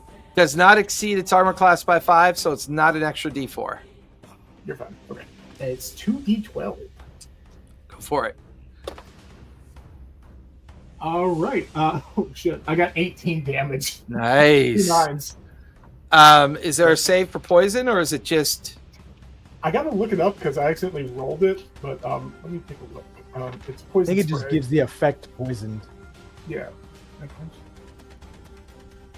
Yeah, it just takes poison damage. It doesn't say anything about The poison effect? Gotcha. Okay, Right, so take the 18 points of poison damage. Okay. All right. Next thing, I guess I'm gonna try to hit him with my acid rifle. Okay. I'm assuming I have advantage on this still because I am. God, was it? You're the same height as he is. Okay. And you technically have disadvantage because you already did a ranged attack.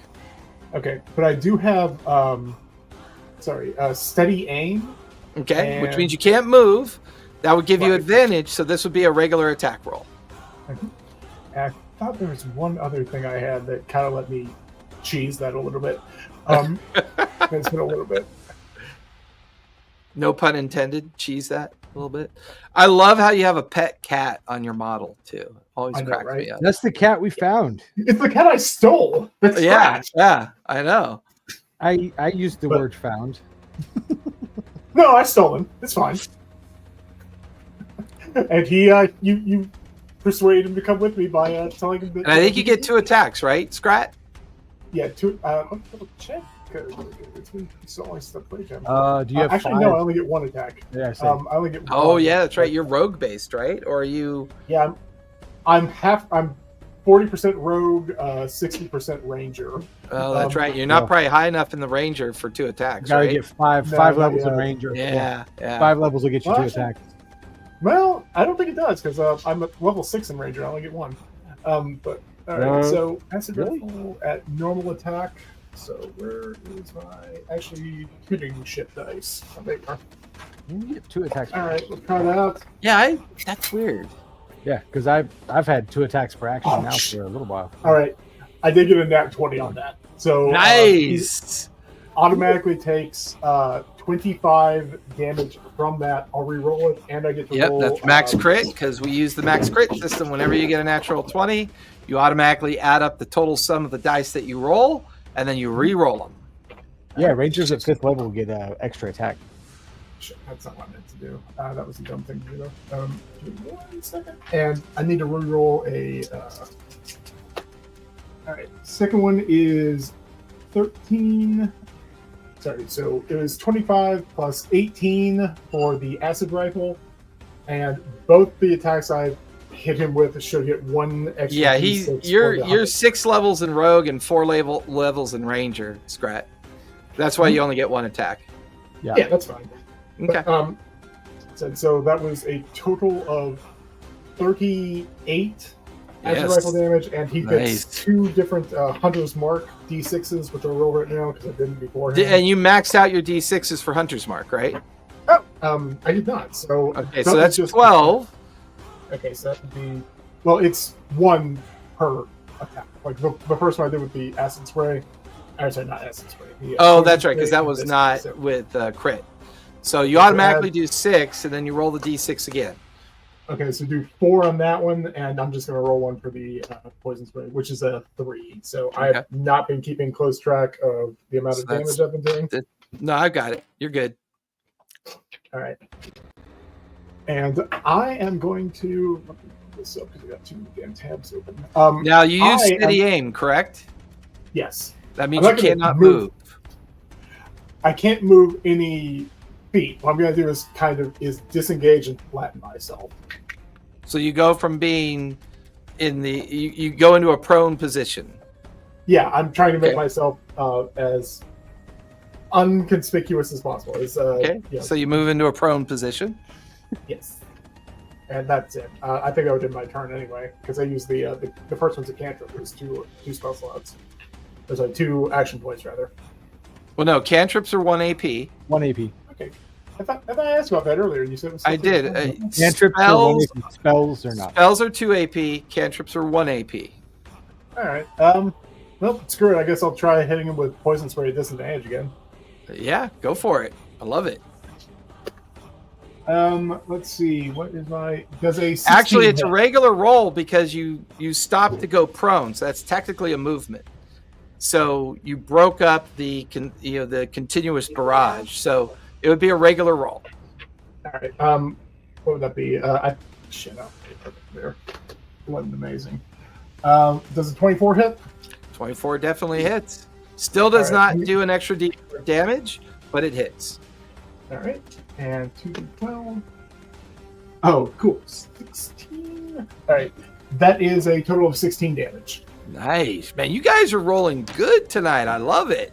No. Well, No. the No, I'm 3 not. of you are rolling good.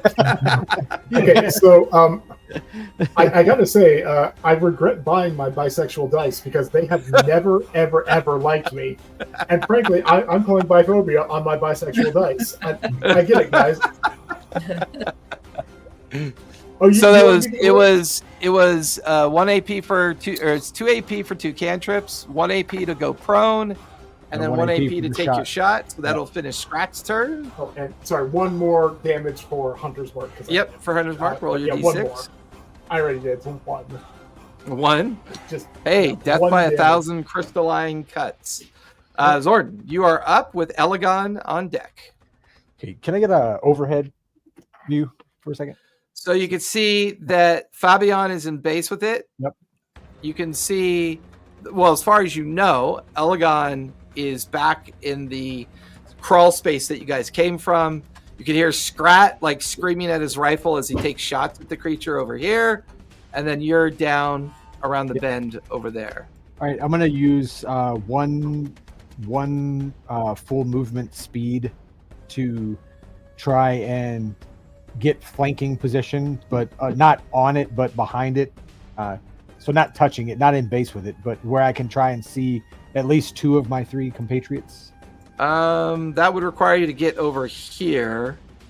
If you get up here on your full movement to get up on the center mining shaft right there, Yep. that will allow you to see.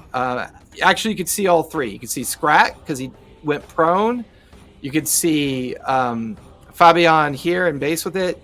Yep. You can see Elegon tucked in the rubble pile behind Fabian. Okay, and I'm going to cast Healing Spirit with my last 2 AP there. Okay.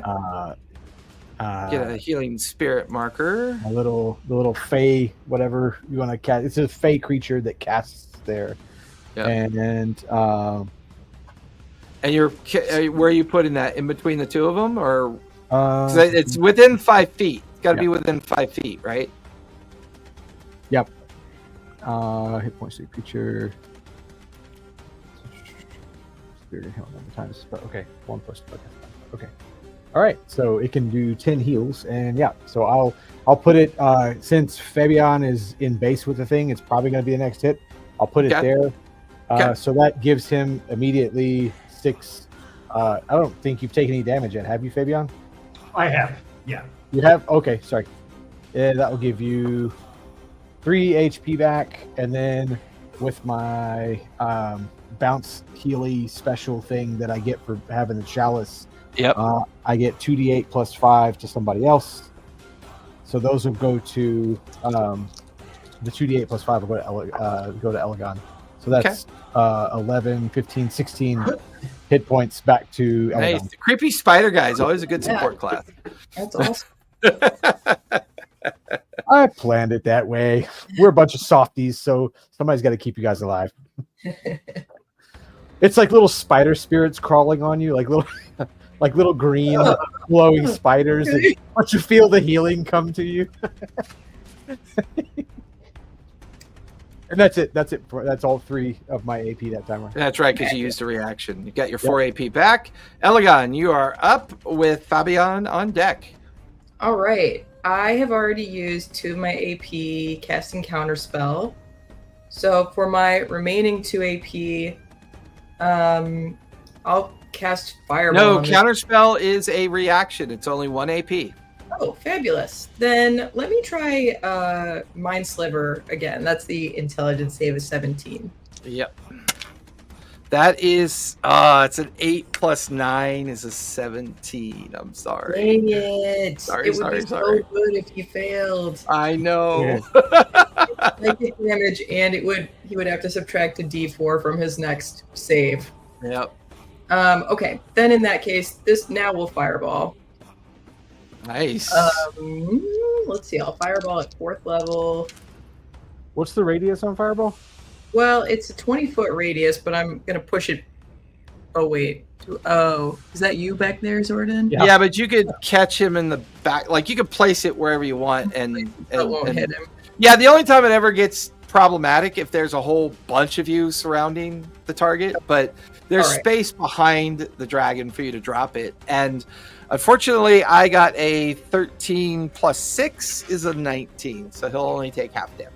All right, that's fine. All right, so let me roll. So it's okay. So it's 31 divided by 2. So is that 15 points of damage? Yes, that'll be 15 points of fire damage. All right, bummer. All right, that's my turn. Okay, at the end of your turn, the dragon is going to use harmonic disruption. You watch as its mouth opens up. It's going to spend 4 legendary action points. This wave of acoustic energy comes pouring out of its mouth, reverberating throughout the interior of the mining area. Debris and rock begin to fall from all around it, and this piercing, shrill echoing of a noise begins to cause all of you a bit of a kind of like a sense of overwhelming nausea and pain. I need everyone to make con saves, please.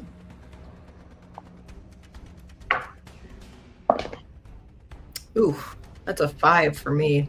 That will fail. 17. Jeez. That will just succeed. That is the DC. 14. 6. So 14 and 6 will fail. So everybody but Fabian takes 3 points of psychic damage, and you guys are stunned until the beginning of the dragon's next turn. well, that's good because he's up after Fabian. No. Next turn.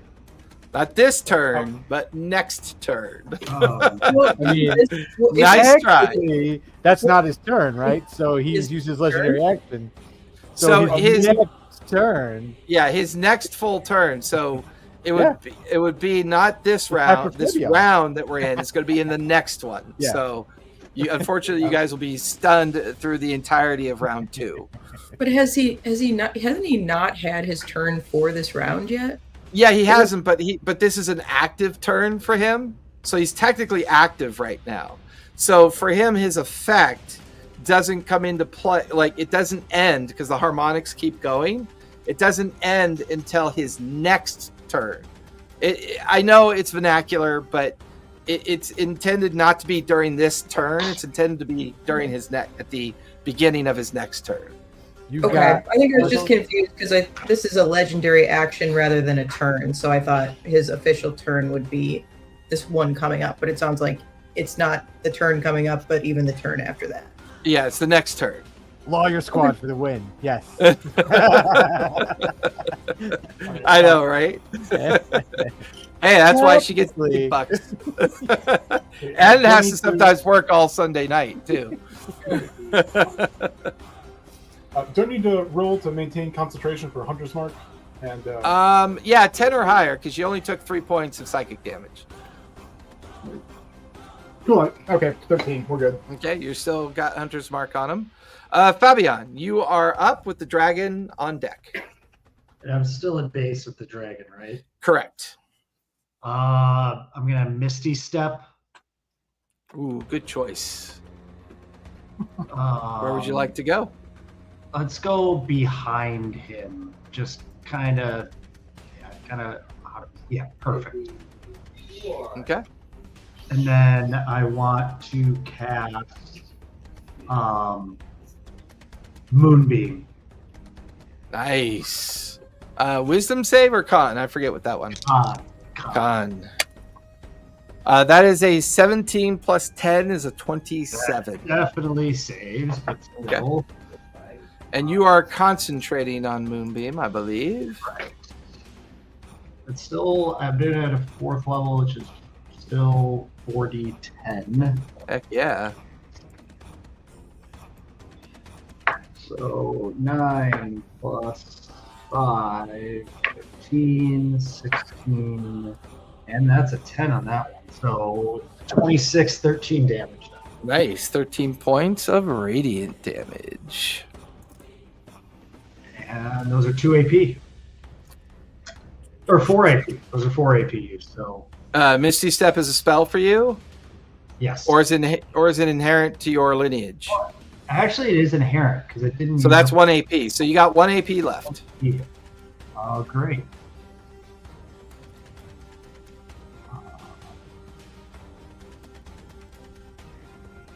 Oh my god, I do have a psychic for a cantrip. I'll cast Vicious Mockery. I was about to say, Nice. Mr. Bard. Yeah.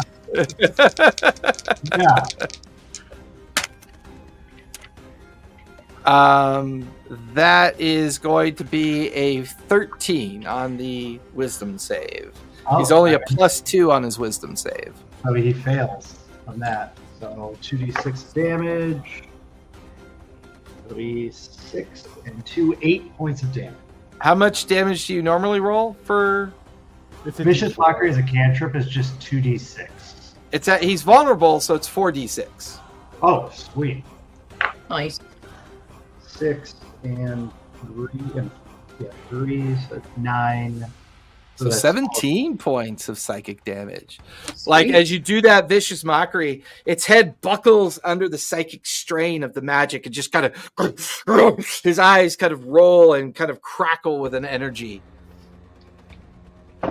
Sick. All right, that will finish Fabian's turn. The dragon is up. He will immediately spin around, spend an AP to get into base with Fabian. Spend an AP to make 3 attacks on Fabian, a bite and 2 claws. Do the bite. That is 9 plus 8 is 17 to hit. That hits. And that is going to be 2d6 plus... Oh, the bite is 2... Sorry, the bite is 2d10 plus 5. So that is 21 points of piercing damage from the bite. 2 claw attacks. That is a 13 and a 14 to hit. 14 hits. Okay. That is 2d6 plus 5. 9 plus 5 is 14 points of slashing damage. And then it's going to spend... its final 2 AP to make 3 more regular attacks. So 1 regular bite attack. That is a 2 plus 8 is a 10. That will miss. 2 claw attacks. That is a 16 and a 19 on the claw attacks. That hits. That is 6 plus 5 is 11. 8 plus 5 is 13. That is 24 points of slashing damage. Okie dokie. You are concentrating on Moonbeam. So I need I need 4 concentration saves. So 4 con saves to maintain concentration. 10 or higher. Saves. There's a 14.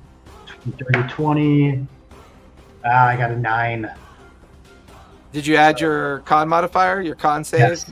Yeah, because Okay. I got. Yeah, you will unfortunately lose concentration and no longer concentrating on Moonbeam. That'll finish the dragon's turn. Top of the 3rd round. Scrat is stunned. Zordon is stunned. Elegon is stunned. Fabian, you're up with the dragon on deck. All right. Elegon's all F you, storyteller.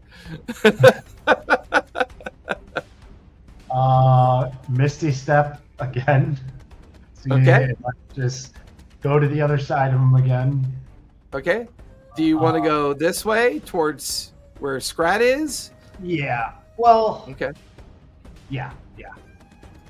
Okay. Um. We'll give you partial cover as you come over this direction. Because you Misty Step 30 feet, right? Yes. Okay. All right.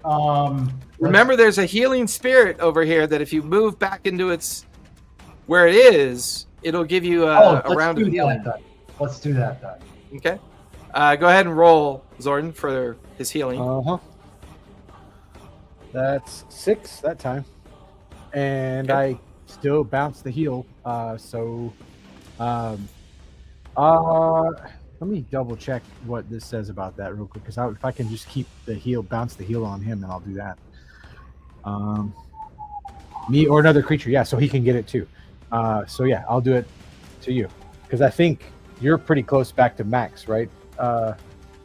Elegon. But I'm at full. Yeah, I was because I healed you back. I think. Yeah, Fabian looks pretty rough. Yeah. So add 12 to that also. Add 12 to that. Yeah, 6 plus 12, so 18. 18. Yep, 18 hit points back. Yeah. Sweet. Great. Yep. Excellent. Yeah. You Anytime still have roll you still have 3 AP left, Fabian. Let's just vicious mockery this guy. Wisdom save. That's gonna fail. That is a 3 plus 2 is a 5. So 4d6. 46. He is vulnerable to psychic damage. you raggedy bitch. Oh my god! I rolled 2 2s and 2 1s. Welcome to my world. 6 points. 6 points of psychic damage. All right. I got 1 AP left. Let's do it again. Yep. We have another wisdom save. That is double 7s, which is 7 plus 2 is 9. That's still going to fail with a 9. It's 3, 3, 5, and 6. Much better. So 17. 17 points of psychic damage. You guys can see lots of fissures and cracks in the surface of its body. One of its eyes has a crack across it. You get the feeling it's starting to look a little bit rough, like it's taking the damage. That'll finish your turn, Fabian? That finishes my turn. Okay. Misty Step was... Wait a minute. Misty Step was 1 AP. Yep. 2 Dissonant Whisper or Vicious Mockery was... So you still have 1 left. You could do another one if you want. One more. Let's do another Vicious Mockery. All right. I rolled a 6 and a 4. 6 plus 2 is 8. I cannot roll a wisdom save to save my butt.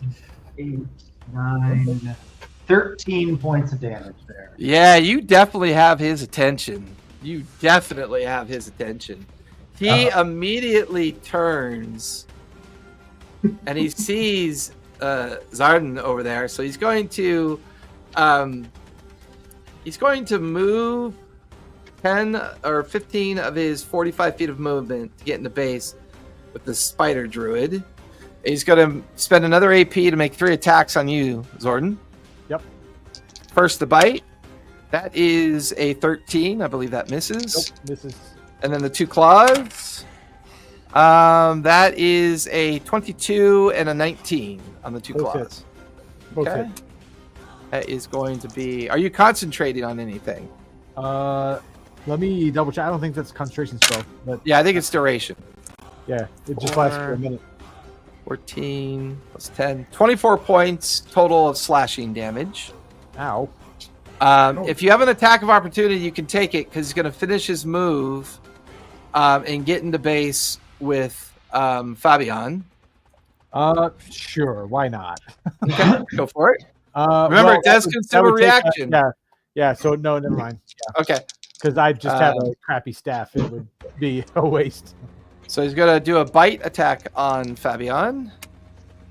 That is a 10 plus 8 is 18.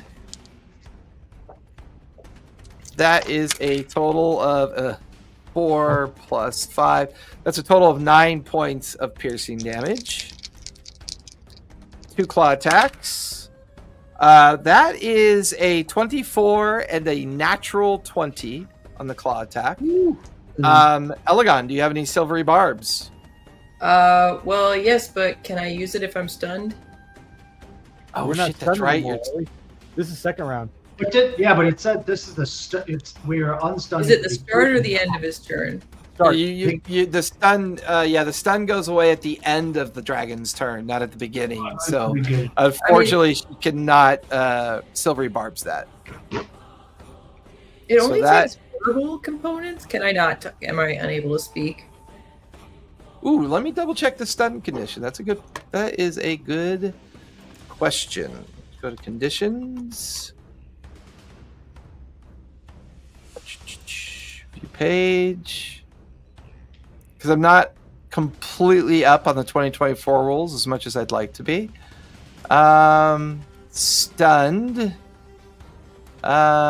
Incapacitated. So you have the incapacitated condition. Attack rolls against you have advantage. You automatically fail strength and dexterity saving throws. Incapacitated. Inactive. You cannot take any actions, bonus actions, or reactions. Right. And Silvery Barbs is a reaction. Okay. So that is going to be 12. I rolled double ones. 12, 14, plus 5. That's 19 points of slashing damage for the critical. And then that is 10 points of slashing damage for the regular.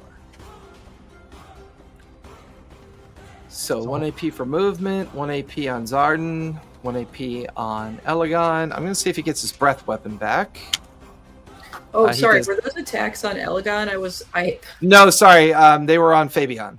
Oh, okay, gotcha. So I just took 18 plus 19 plus 10 points of damage, correct? Correct. Yes. All right. Does not get his breath. Does not get his. I'm down. That Okay. just got You're, Okay. gotcha. You are currently unconscious on the ground. It's got 1 AP left. He is going to cast Sandblast on you, Zordon. Give me a dex save, if you would, please. Dex. Oh man. Wait, you're stunned. You Yep. failed dex save, Yeah, so I that's failed going to be 8 points of bludgeoning damage. I probably would have failed it anyway. That will finish his turn. Top of the 4th round. Everyone is no longer stunned. Scrat, you are up with Zordon on deck. How far away from me is Fabian right now? Fabian is slightly down below in the rocks. You are here up on the tracks, and he's right down here in the rocks. He's about 30 feet away from you. I got him. He's right Can I next to my scramble Fury. down to him and kind of and pull him into a covered area. Go down there. Spend 1 AP to move. Spend another AP to pull his unconscious form back towards Elegon. I have nothing I can do to heal you, but I can get you out of the direct line of fire.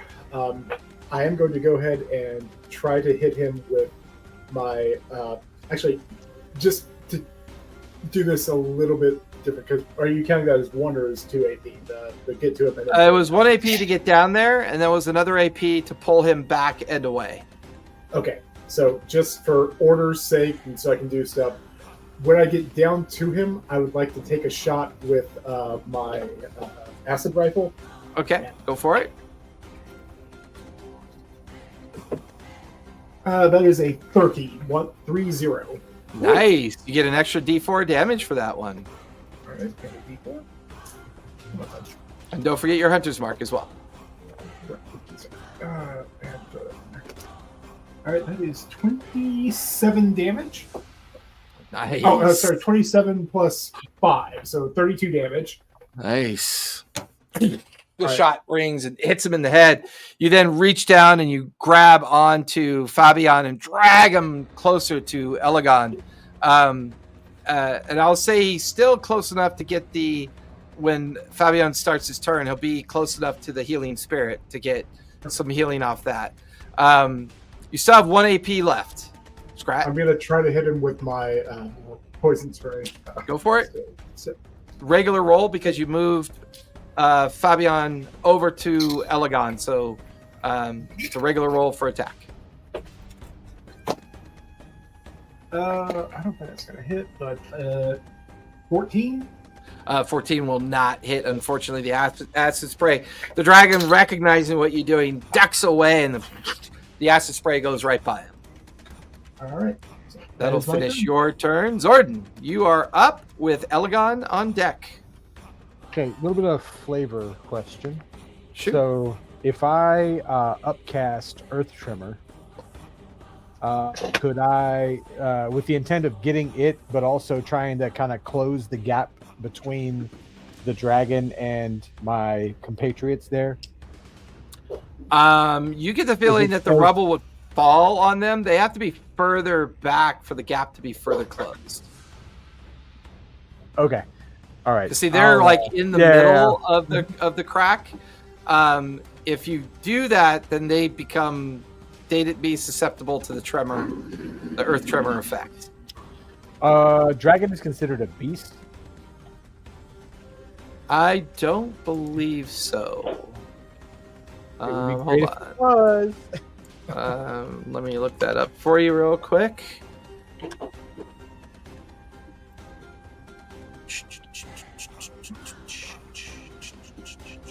Dragons are considered dragons. I think they're because they're draconic, so they're just dragons. Dang. Well, I was gonna try and get him. Oh, okay. Well, in that case, let me throw one out here, and I'm gonna cast. The dragon should theoretically understand this, though. Never mind. All right, I'm gonna go for the guiding bolt, level 1 guiding bolt again. My limited use guiding bolt. So go for it. Good grief! Nope, that's not gonna hit. That's a 16. Okay. Gosh, I can't save my life right now. Hey. Go ahead. I'm sorry, it's nothing. Just on the off chance it was going to make any difference, I really doubt it. But he takes 1 more damage because I didn't roll for my hunter's mark on the acid spray. Oh yeah, and that second one on the. Well, no, you rolled for the acid rifle shot, but you didn't hit with the. You didn't hit with poison spray. Sorry. No worries. Zelda. It's a lot of number crunching. I got you. It is. All right. That's Sorry, one. I will cast. It's at range, so I can do healing word at range. I'll do a healing word on Fabian. Okay. I'm gonna do it at first level because I can bounce it on him. So okay, go for it. Yeah, healing word. It's 2d4 plus 5. 1 2d4. So that's 5 plus 5 is 10. And then I get 2d8 on top of that, which is 10 plus 5 is 15. So you just got 25 hit points back. Killer. Fabian. No, opposite. And so that's 2 AP for that. 1 AP left. Dang. I don't like being right here, but I don't really have a lot I can do otherwise. I will. I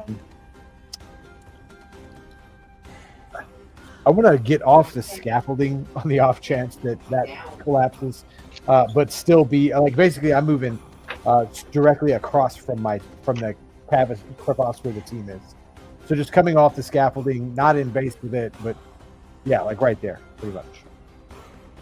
So you have 30 feet? Yep. I put you right there.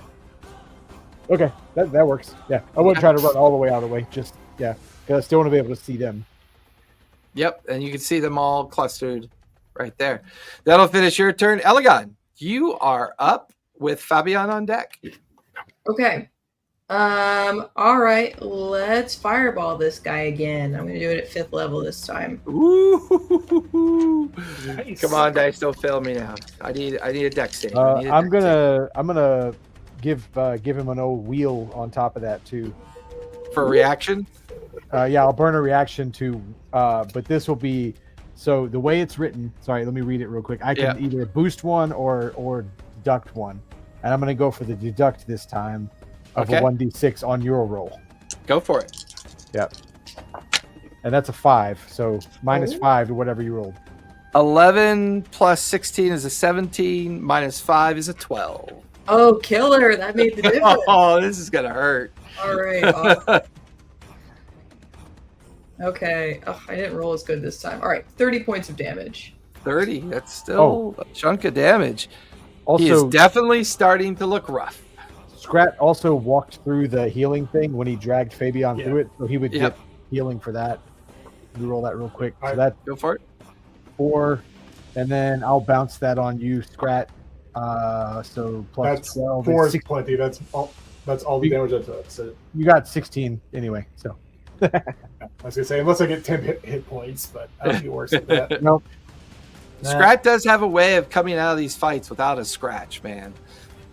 No, I don't. Sometimes. Occasionally. Yeah, you're pretty squishy. You get into one fight with this guy, you might be down for the count. I'll try Mind Sliver on this guy one more time. Okay. That is 15 plus 9 is a 24, unfortunately. Okay. I realized I actually have a trait where when I attack with a cantrip, they do still take half damage. Oh, beauty. So even if they succeed. Yep. So I will roll 2d6. Now, is that 2d6 psychic damage? Yes. So you'll actually roll. He's vulnerable. So you'll roll 2d6 and he'll still take the full amount of damage that you roll. Okay. Because he's vulnerable. All right, that's a 5. And that's a 1. So that's 6 points of psychic damage. Nice. And then we're sort of all clumped up here, so I think I'd like to get out of here. So there's obviously back the way you came in. You could scrabble over this rock. If you try to move directly out, he could take an attack of opportunity on you. Can I Misty Step up onto the rock behind him? Yeah, that would be perfect. Yeah, absolutely. Okay, and that'll be my turn. I love it. Finish Elegon's turn. Fabian, your eyes open. You're prone on the ground. Scrat's looking over you. You okay? There's like a little fey creature healing you at the same time. So that's D6 is 6 again. Man, that that's where I'm rolling well. Yeah. And that is very useful. Plus it 12 is 18 total HP back on that. So I think that was a total of 43 HP. Yeah, you got healing word and then another 18 from the healing spirit. That's epic. That is good. I mean, I'll take it. Let's That's just why I vicious focused on mock- dealing with this guy. Let's just vicious mockery the hell out of this guy. Love it. I'm not quite dead, motherfucker. Laying on the ground. Laying on the ground. I'm not quite dead. I'm not dead yet. I feel happy. I mean, you don't even have to stand up to do vicious mockery. All right. You so want to yeah, do? I mean, do you want to do 4 of those in a row from your prone position? Love it. Love it. This is why I love the 4 AP system. You get totally creative like that. Love it. You just watch as Fabian kind of gets up on one elbow. Oh, my outfit. It's filthy. What have you done? Do you know what the cleaning costs alone? The repairs, my bedazzled goggles, they're dented.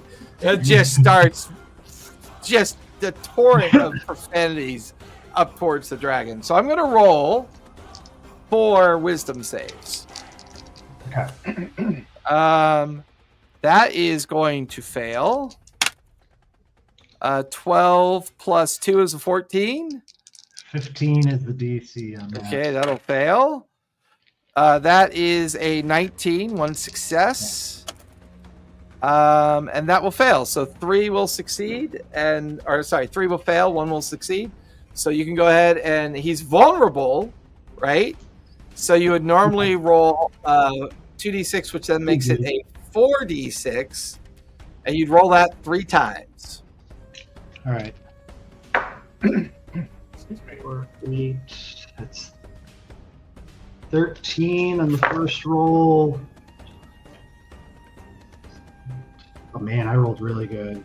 13, 11, 14. That's 20 on the second one.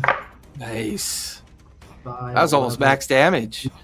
14. 14. So I did That is 13, 20. 37 points of psychic damage. I love it. It just the dragon is like physically being knocked back after blow after blow towards your vicious mockery. It's just their surface cracks and fissures get worse around its head. Big chunks of crystal falling onto the ground. That'll finish your turn. The dragon is up. With Scrat on deck for the top of the 5th round. I'm going to see if he gets his breath weapon back. That is a 5. He gets his breath weapon back. He pivots. His mouth opens up down towards Scrat and Fabian. And this huge cone of dust, rock, and glass and crystal just come crashing down into Scrat and Fabian. I need you two to make con saves, I believe. Let me check his... Con? Okay. I believe it's con. Yes, con saves. All right, 18. 18 will succeed. You will take half damage, and you will not be affected by the effect. Just the 13. 13. Scrat. So it's 41 points of bludgeoning damage to Scrat. 20 points of bludgeoning damage to Fabian. However, Scrat, you are blinded and slowed by the effect of the breath weapon. I also need you to make a 10 or higher con save to maintain concentration. Dude, 1 second. D&D Beyond did not like what I did when I was editing my hit points, and it kind of crashed out on me. Yeah, I've noticed that lately with the D&D Beyond character sheets. And forgive me for that. It's using my con modifier for that, or is it just a straight dice roll? It's a con save. It's a traditional con save for concentration. Okay, that is an 8, so I am no longer doing a hunter's You are mark. no longer concentrating on Hunter's Mark. Whoop! I'm sorry, was that 40 or 41 points? 41. 41. Yeah, that's what I thought I heard. Ow. I would have yelled at you guys to back up in the tunnel right away. Like Jordan would have told you to back up in the tunnel. Now. Well, yeah, you would have said it. Doesn't mean they would have Cool. listened to you. Yeah. All right, that was I one would like action to see- point for the breath weapon. That's one action point. Nice. It is going to crawl up the rocks to get into base with Elegon. No. I was like, why is its ass facing him? You've got a bite and 2 claw attacks coming Oh. at you, Elegon. Oh, boy. First the bite. Okay. Fabian is notoriously attractive, right? So Yeah, notoriously attractive. Fabian, yeah. 14 plus 8 is a 22 for the bite. Okay. That is going to be 9 plus 5, 14 points of piercing damage. All right. Now for the claws. That is a 23 and a 25 on the claws. To hit. That is going to be 10 plus 5 is 15. 7 plus 5 is 12.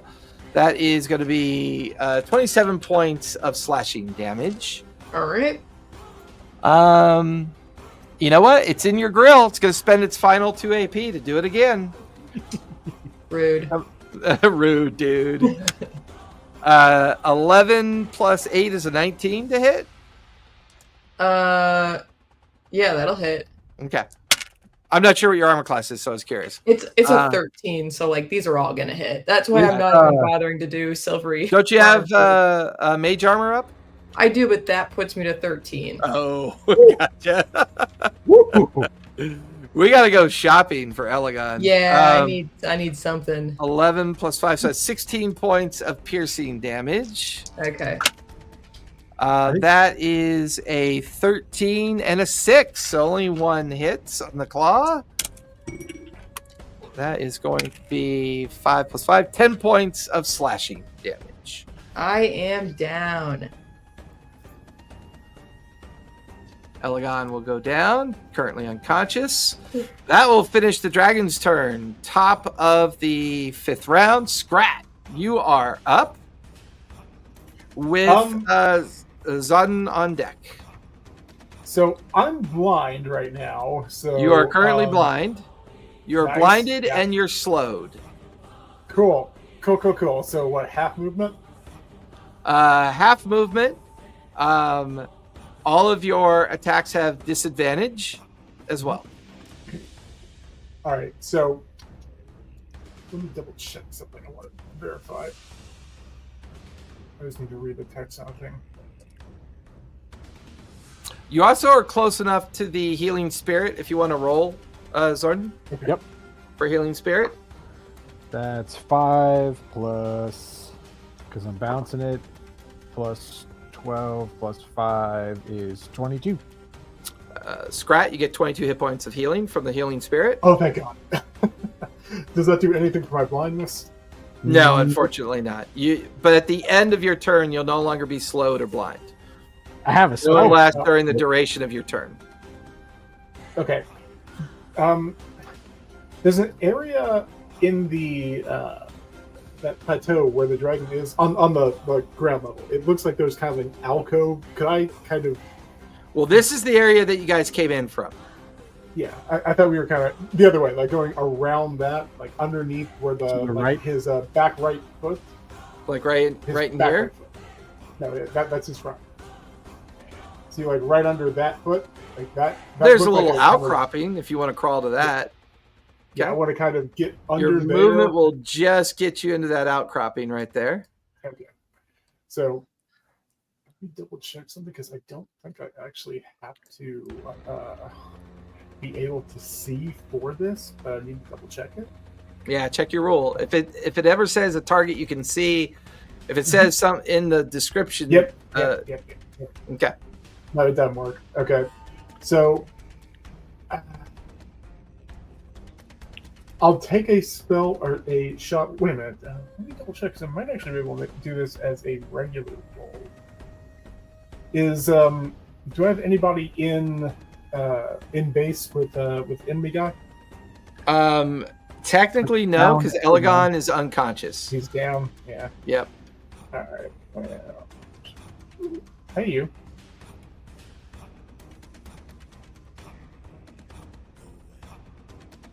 Oh. I should have done that on the first one, but it doesn't really matter now. Oh, I can do that.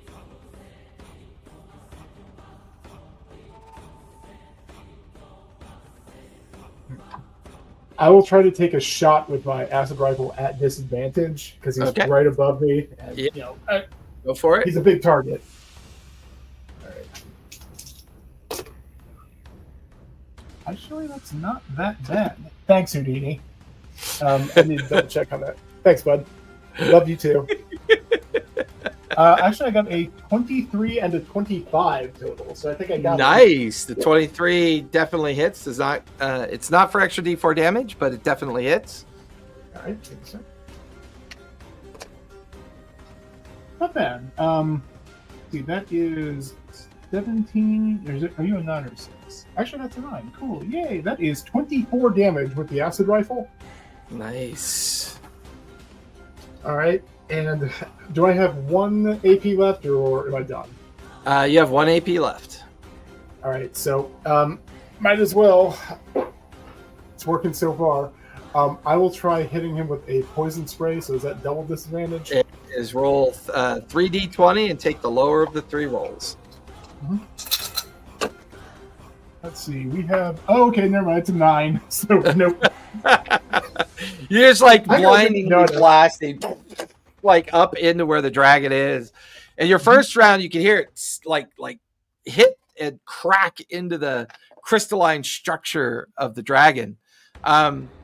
At the end of your turn, you're no longer blinded and slowed. But as you get your vision back, the dragon's going to spend 2 legendary actions and swipe you with his tail. Okay.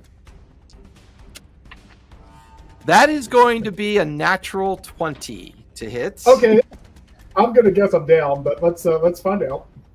It is 2d8 bludgeoning damage, so that's automatically 16 points because it's max crit. Plus, so that's 22 and 25, so that's 30 points of bludgeoning damage. That is my exact HP. I'm down. Oh, no way. All right. You are now unconscious.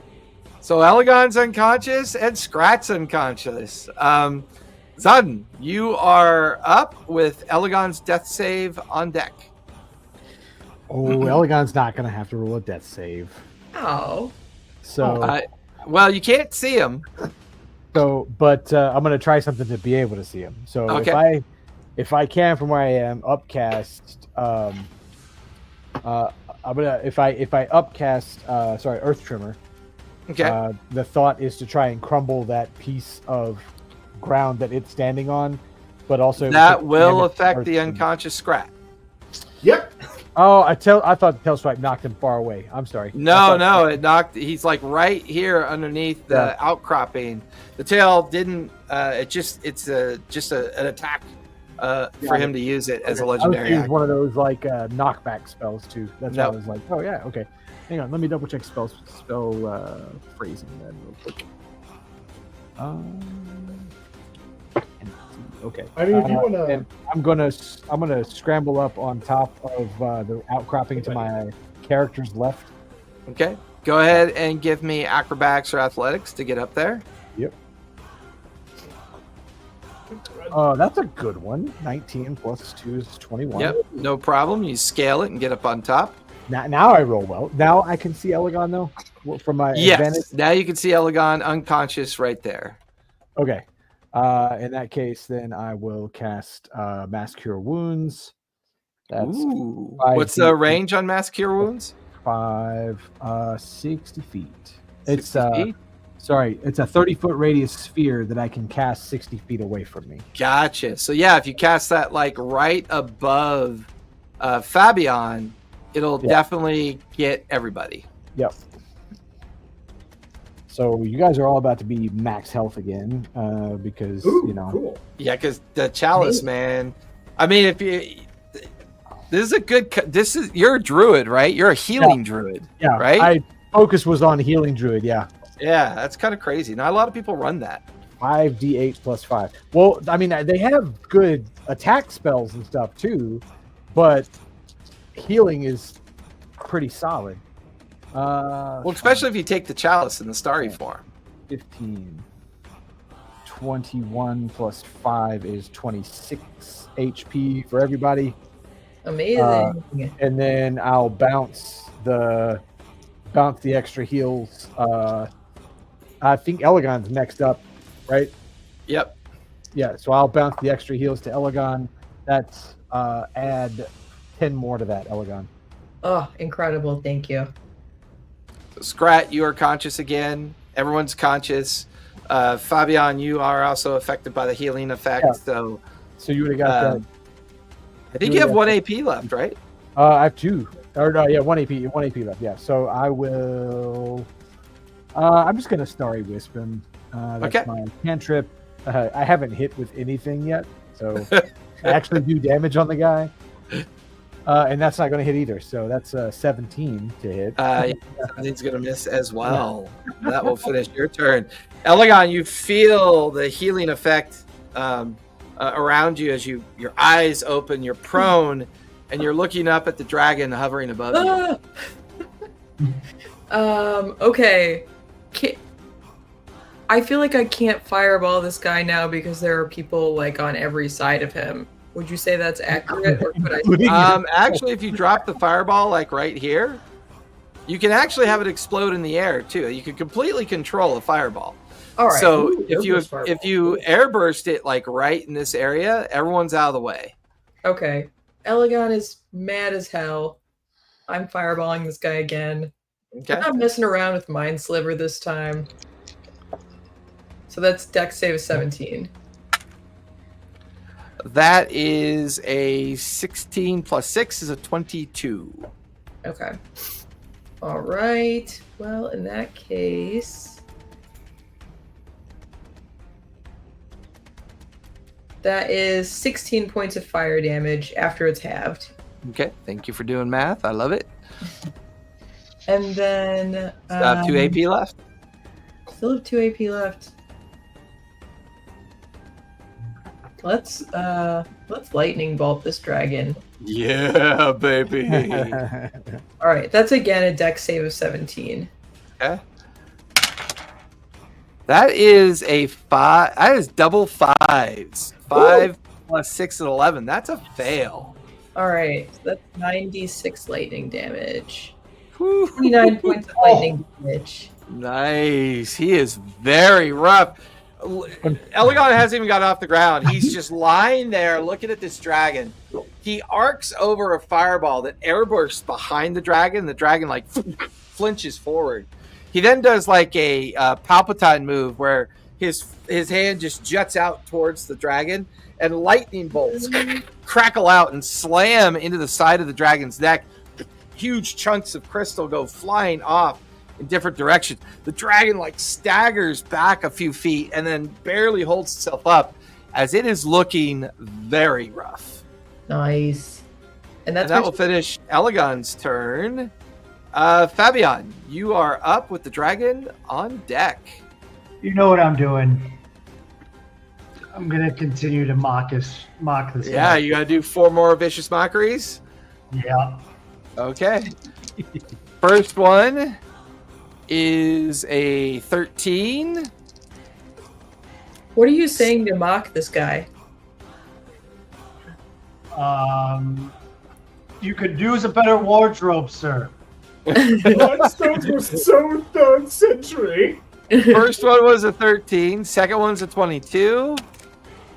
Third one is a 5. And the fourth one is a 12. So 2 fails, 2 successes. So go ahead and roll. It's 4d6, right? Because he's vulnerable. Yeah. So that's 8d6. You can roll 8d6 psychic damage. Nice. 8, 11, 16. 27 points. Nice. 27 points of psychic damage. thing staggers as more fissures and cracks form on its body, and pieces of it falling, crystalline plates crashing to the ground. He's very rough, but he's still on his feet. I'm going to see if he gets his breath weapon back. He does not. Since he's already hovering over a prone Elegon, he's going to take a bite attack with advantage because you are prone. That is going to be a 26 to hit with the bite. That'll hit for sure. And then the first claw. First claw is a 16. Second claw is a 19. So we'll do the claw. Well, we'll do the bite first. That is not a good damage roll. 6 plus 5. That's 11 points of piercing. You're right. That is going to be 7 and 9, 16 plus 10. 26 points of slashing. I'm back down. You fall unconscious yet again. He is going to think Scrat is still down, so he's going to pivot. And he's going to use an AP to move down towards the ground. So Scrat, you get an attack of opportunity because he's going to move past you to get into base with Fabian. Cool. Hey, just for clarity, how many points of healing did we get on that? On the last turn? I don't. D2. Yeah, Zord, how much? But all three of you guys got 22, and then 22. Okay. the bounces went to Elegon. Yep. You're fine. I missed the amount total on there. Just needed to get that in there for my notes. So Are you taking that attack of opportunity, I'm gonna Scrat? try to- Oh, absolutely. Oh, Fabian, were you down any health at all From I this think last turn, before you went? Like, were you down any health at all? Because you still Yeah, would've got I still only got 5. 'Cause I was you still- still, or, I mean, you still would've got the roll. Sorry, the For the healing spirit. Yeah, 2 from the healing spirit. I didn't do. I thought you were back at full health. I'm sorry. So I'll bounce. My max HP is 103. So Oh.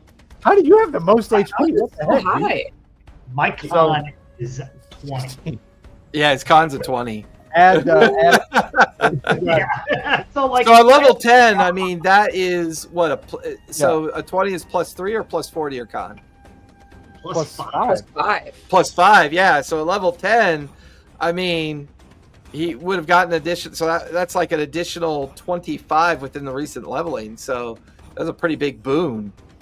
so that was 20 health back then because I rolled the bounce on you also. So another 20 health to me. Yep. The D6 plus the 2D8 plus 5 was 20 total. Sweet. Yeah. Why aren't you like in base with this thing and just freaking wailing on it? Yeah, you're not a tank. He's just craving about his hit points. He just doesn't want to die. He's so used to I mean, playing Eritrea being that like spoiled big right softy of Eritrea is what it is. Yeah, exactly. So true. Scrat, go ahead and roll for attack of opportunity. All right. I did is a unnatural 20. That'll definitely hit. Go ahead and roll damage. All right. Because he's flying over me, would this count as a sneak attack? He's not flying. He's walking by you. And technically, you don't have advantage on this. Unfortunately, you need advantage to gain that sneak attack ability. Let me double check on this, but I believe I did. Was it 2d10 plus 5? Actually, I've been rolling really good on my damage rolls. That's 23 damage. Nice. All right, he doesn't have powers marked up because I didn't do that. So, all right, yeah, that's it. Yeah. So you guys watch as the dragon, after nearly looking like maybe it finally finished off Elegon up on the rock, you watch as the dragon starts crawling down the rocks and debris to get towards Fabian. And it's like mouth and claws are getting ready. And you hear this acid rifle shot go off. And it hits the dragon in the haunches. The surface begins a brittle beginning of a crack. And then you watch as the crack grows across the entire surface of the dragon. And then the dragon just turns into a giant pile of crystalline structure. that just settles with a heavy dust throughout the interior of the mine chamber as Scrat, the dragon only had 23 hit points left because Elegon did 27. So whenever I say they look very rough, that usually means they're below 50 hit points or 50 or below. He was exactly at 50. So Elegon did 27, and then you did 23 on your attack of opportunity as it went by. Nice. Oh my god, that was awesome. That was so cool. Yeah, dragon. Yay! You're back to health again. Ah. yeah. I'll throw a healing word on that one just because I can bounce it on you and give you a shoot if I click on healing word. There we are. With that, the rubble settles. The dragon's form is nothing more than just heaps of crystalline structure. Bringing Elegon back to consciousness, the four of you kind of gather around the physical remains of the dragon nearby. What would you guys like to do next? That's 26 HP back to Elegon. Ooh, Okay. thank you. Nice. Heals plus bounces. Fabulous. It really would have been nice to try and talk to that dragon and find out who it knew, what it knew, but also I don't think we're going to get the opportunity. Wrong voice. I didn't think we're going to get the opportunity. Yeah, that was Ford. I mean, when did Ford get here? Yeah. I don't know what happened to me there. Ford who? I don't know who Ford is. Hey, Radar. Is this the entity that you sensed, I assume? I can take a minute and try to commune with nature again and see if I sense it still. Because I didn't know what the thing was that I sensed. So I'll take a minute and commune with nature again with a ritual just to see that there's nothing else around here. I would love in the meantime to do detect magic and just see if there's anything we sense here, and maybe also do an arcana check on the crystals that are lying around. Okay. Anybody else want to do anything? Can I kind of do an investigation around the area we are? Oh, thank God, that's the wrong keyboard. Sorry.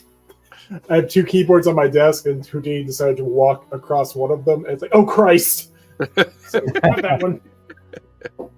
But just kind of look around the area, just see if there's anything interesting, like any of the that explosive powder that we'd encountered before. Okay.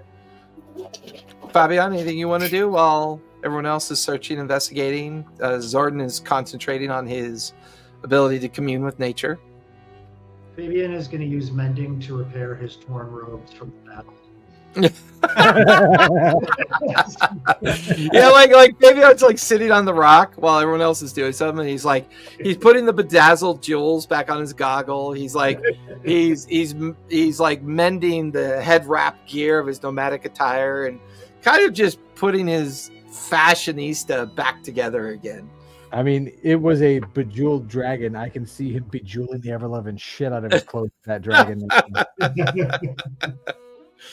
Elegon, you said you wanted to investigate the crystals and the kind of like rock structures as well. Yeah. So give me a survival or a nature check. Well, you're looking more for magical though, Yeah. resident, right? So give me Arcana for that one. That's a 14 plus 13 is 27. 27, nice. Scrat, give me a pure investigation check as you are looking around for that black powder. Yeah. Or anything interesting, but yeah, predominantly the explosive. Okay. All right, 25. Nice.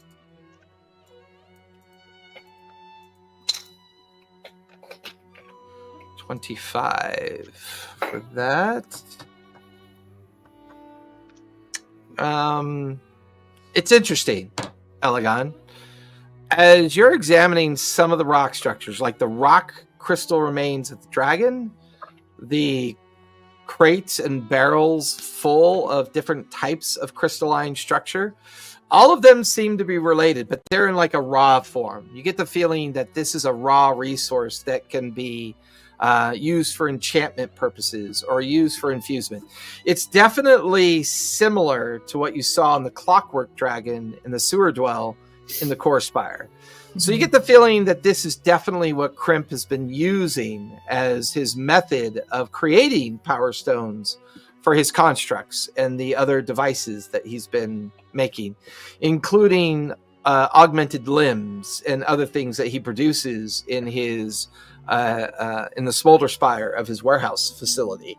Why he's abandoned it, you're not entirely sure. While it was a tough fight, killing the creature seemed like it should have been possible, but clearly the people mining here suffered egregiously under this dragon's interaction. You get the feeling that they were down here mining, disturbed the dragon. It came out and they went running. They choked on the breath of the creature as they fled. Maybe they used explosions or other means to collapse the rubble, but didn't do a very good job of it. And then they used a crawler to flee up above. They disconnected the crawler, thinking that somehow that the height and massive core of that pit that they came down in would keep it out.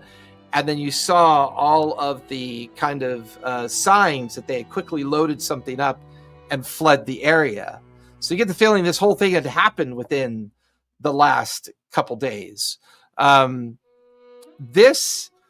more to it, though. These crystalline structures almost have a liquid center in them as well. There's almost like a ferrofluid inside that kind of forms and shifts and changes. You tap a crystal and there's like a bit of a polished resonance that kind of echoes off of it, and the little arcane energy kind of warbles with the tapping of the crystal. And when you tap the crystal, the ferrofluid moves and shifts almost like maybe it's alive. You're not entirely sure. It's almost like an amoeba-like pseudopod creature inside there. It doesn't appear to be in the crystal structures that fell off the dragon, but it definitely appears to be in the crystal structures that they had mined from down below. You begin to collect some samples, organize your notes, and you're kind of sitting on the rock, drawing pictures and taking samples of the different crystals and their effects. Do I get the vibe that these crystals might be kind of like eggs? Ooh, hard to tell. Give me a nature check on that one. Okay. Not my forte. Oh, actually, I'm not bad at it. Okay. Well, that's a 16. 16. You don't get the feeling that these are natural living substances. Okay. These feel like magic reactionary substances.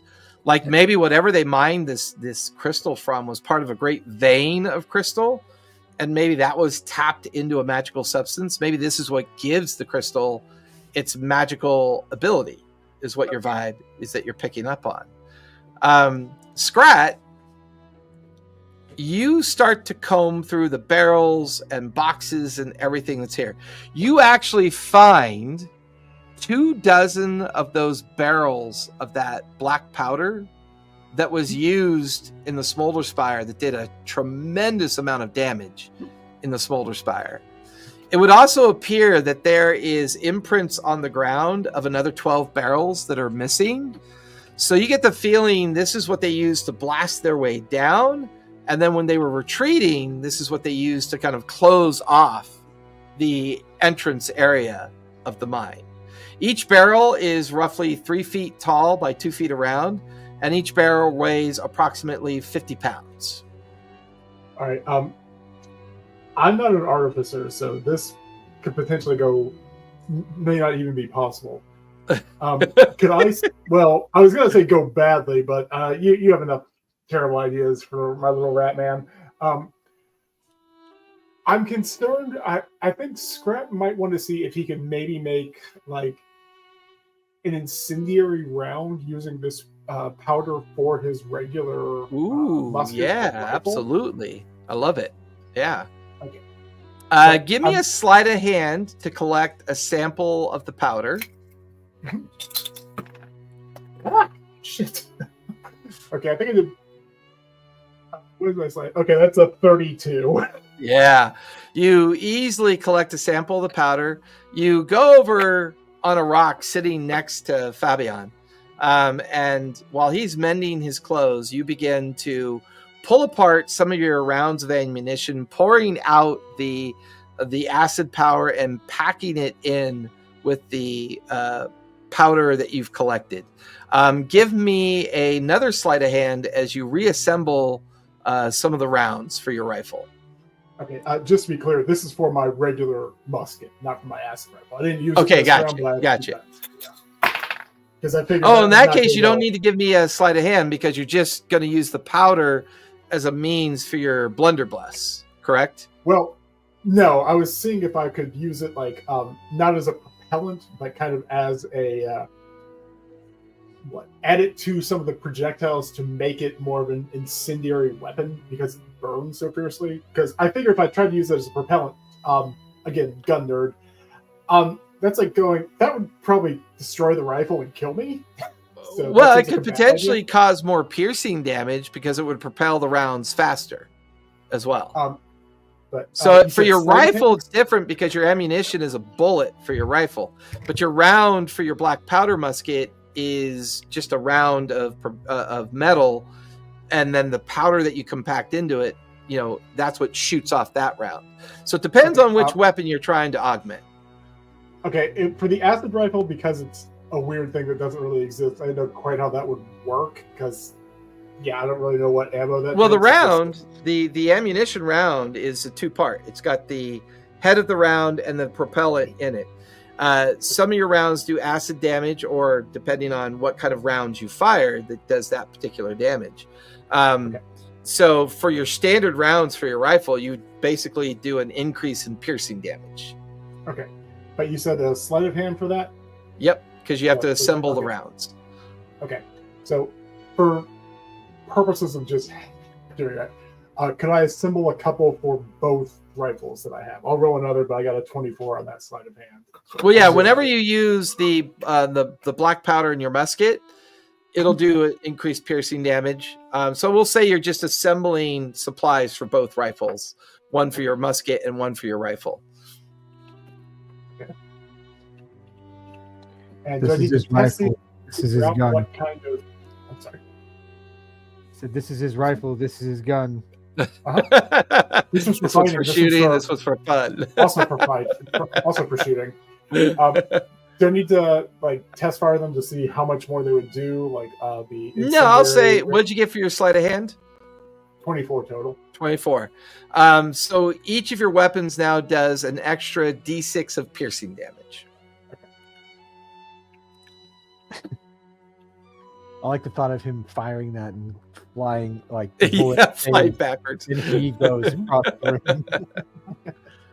And we'll say that you collect enough powder to fashion as up to 100 rounds of ammunition based on whichever rifle you're using. Okay. So while you're doing that, Fabian's repairing his clothes. Elegon is taking notes and examining the crystal. Zordon, your commune with nature finishes. You do you do the ritual, and you find yourself drawn towards the edge of that center pit in the middle of the mine. And as you stand on the edge, you feel this ancient and very ominous presence down below. And as you look down into the darkness of the quarry, you could feel the beginnings of very subtle tremors deep down inside that pit. And as you stare down in the pit, you see a set of eyes looking back up at you very deeply in the pit, and then another set, and then another set, and then another set, as many, many sets of eyes are blinking and looking up at you.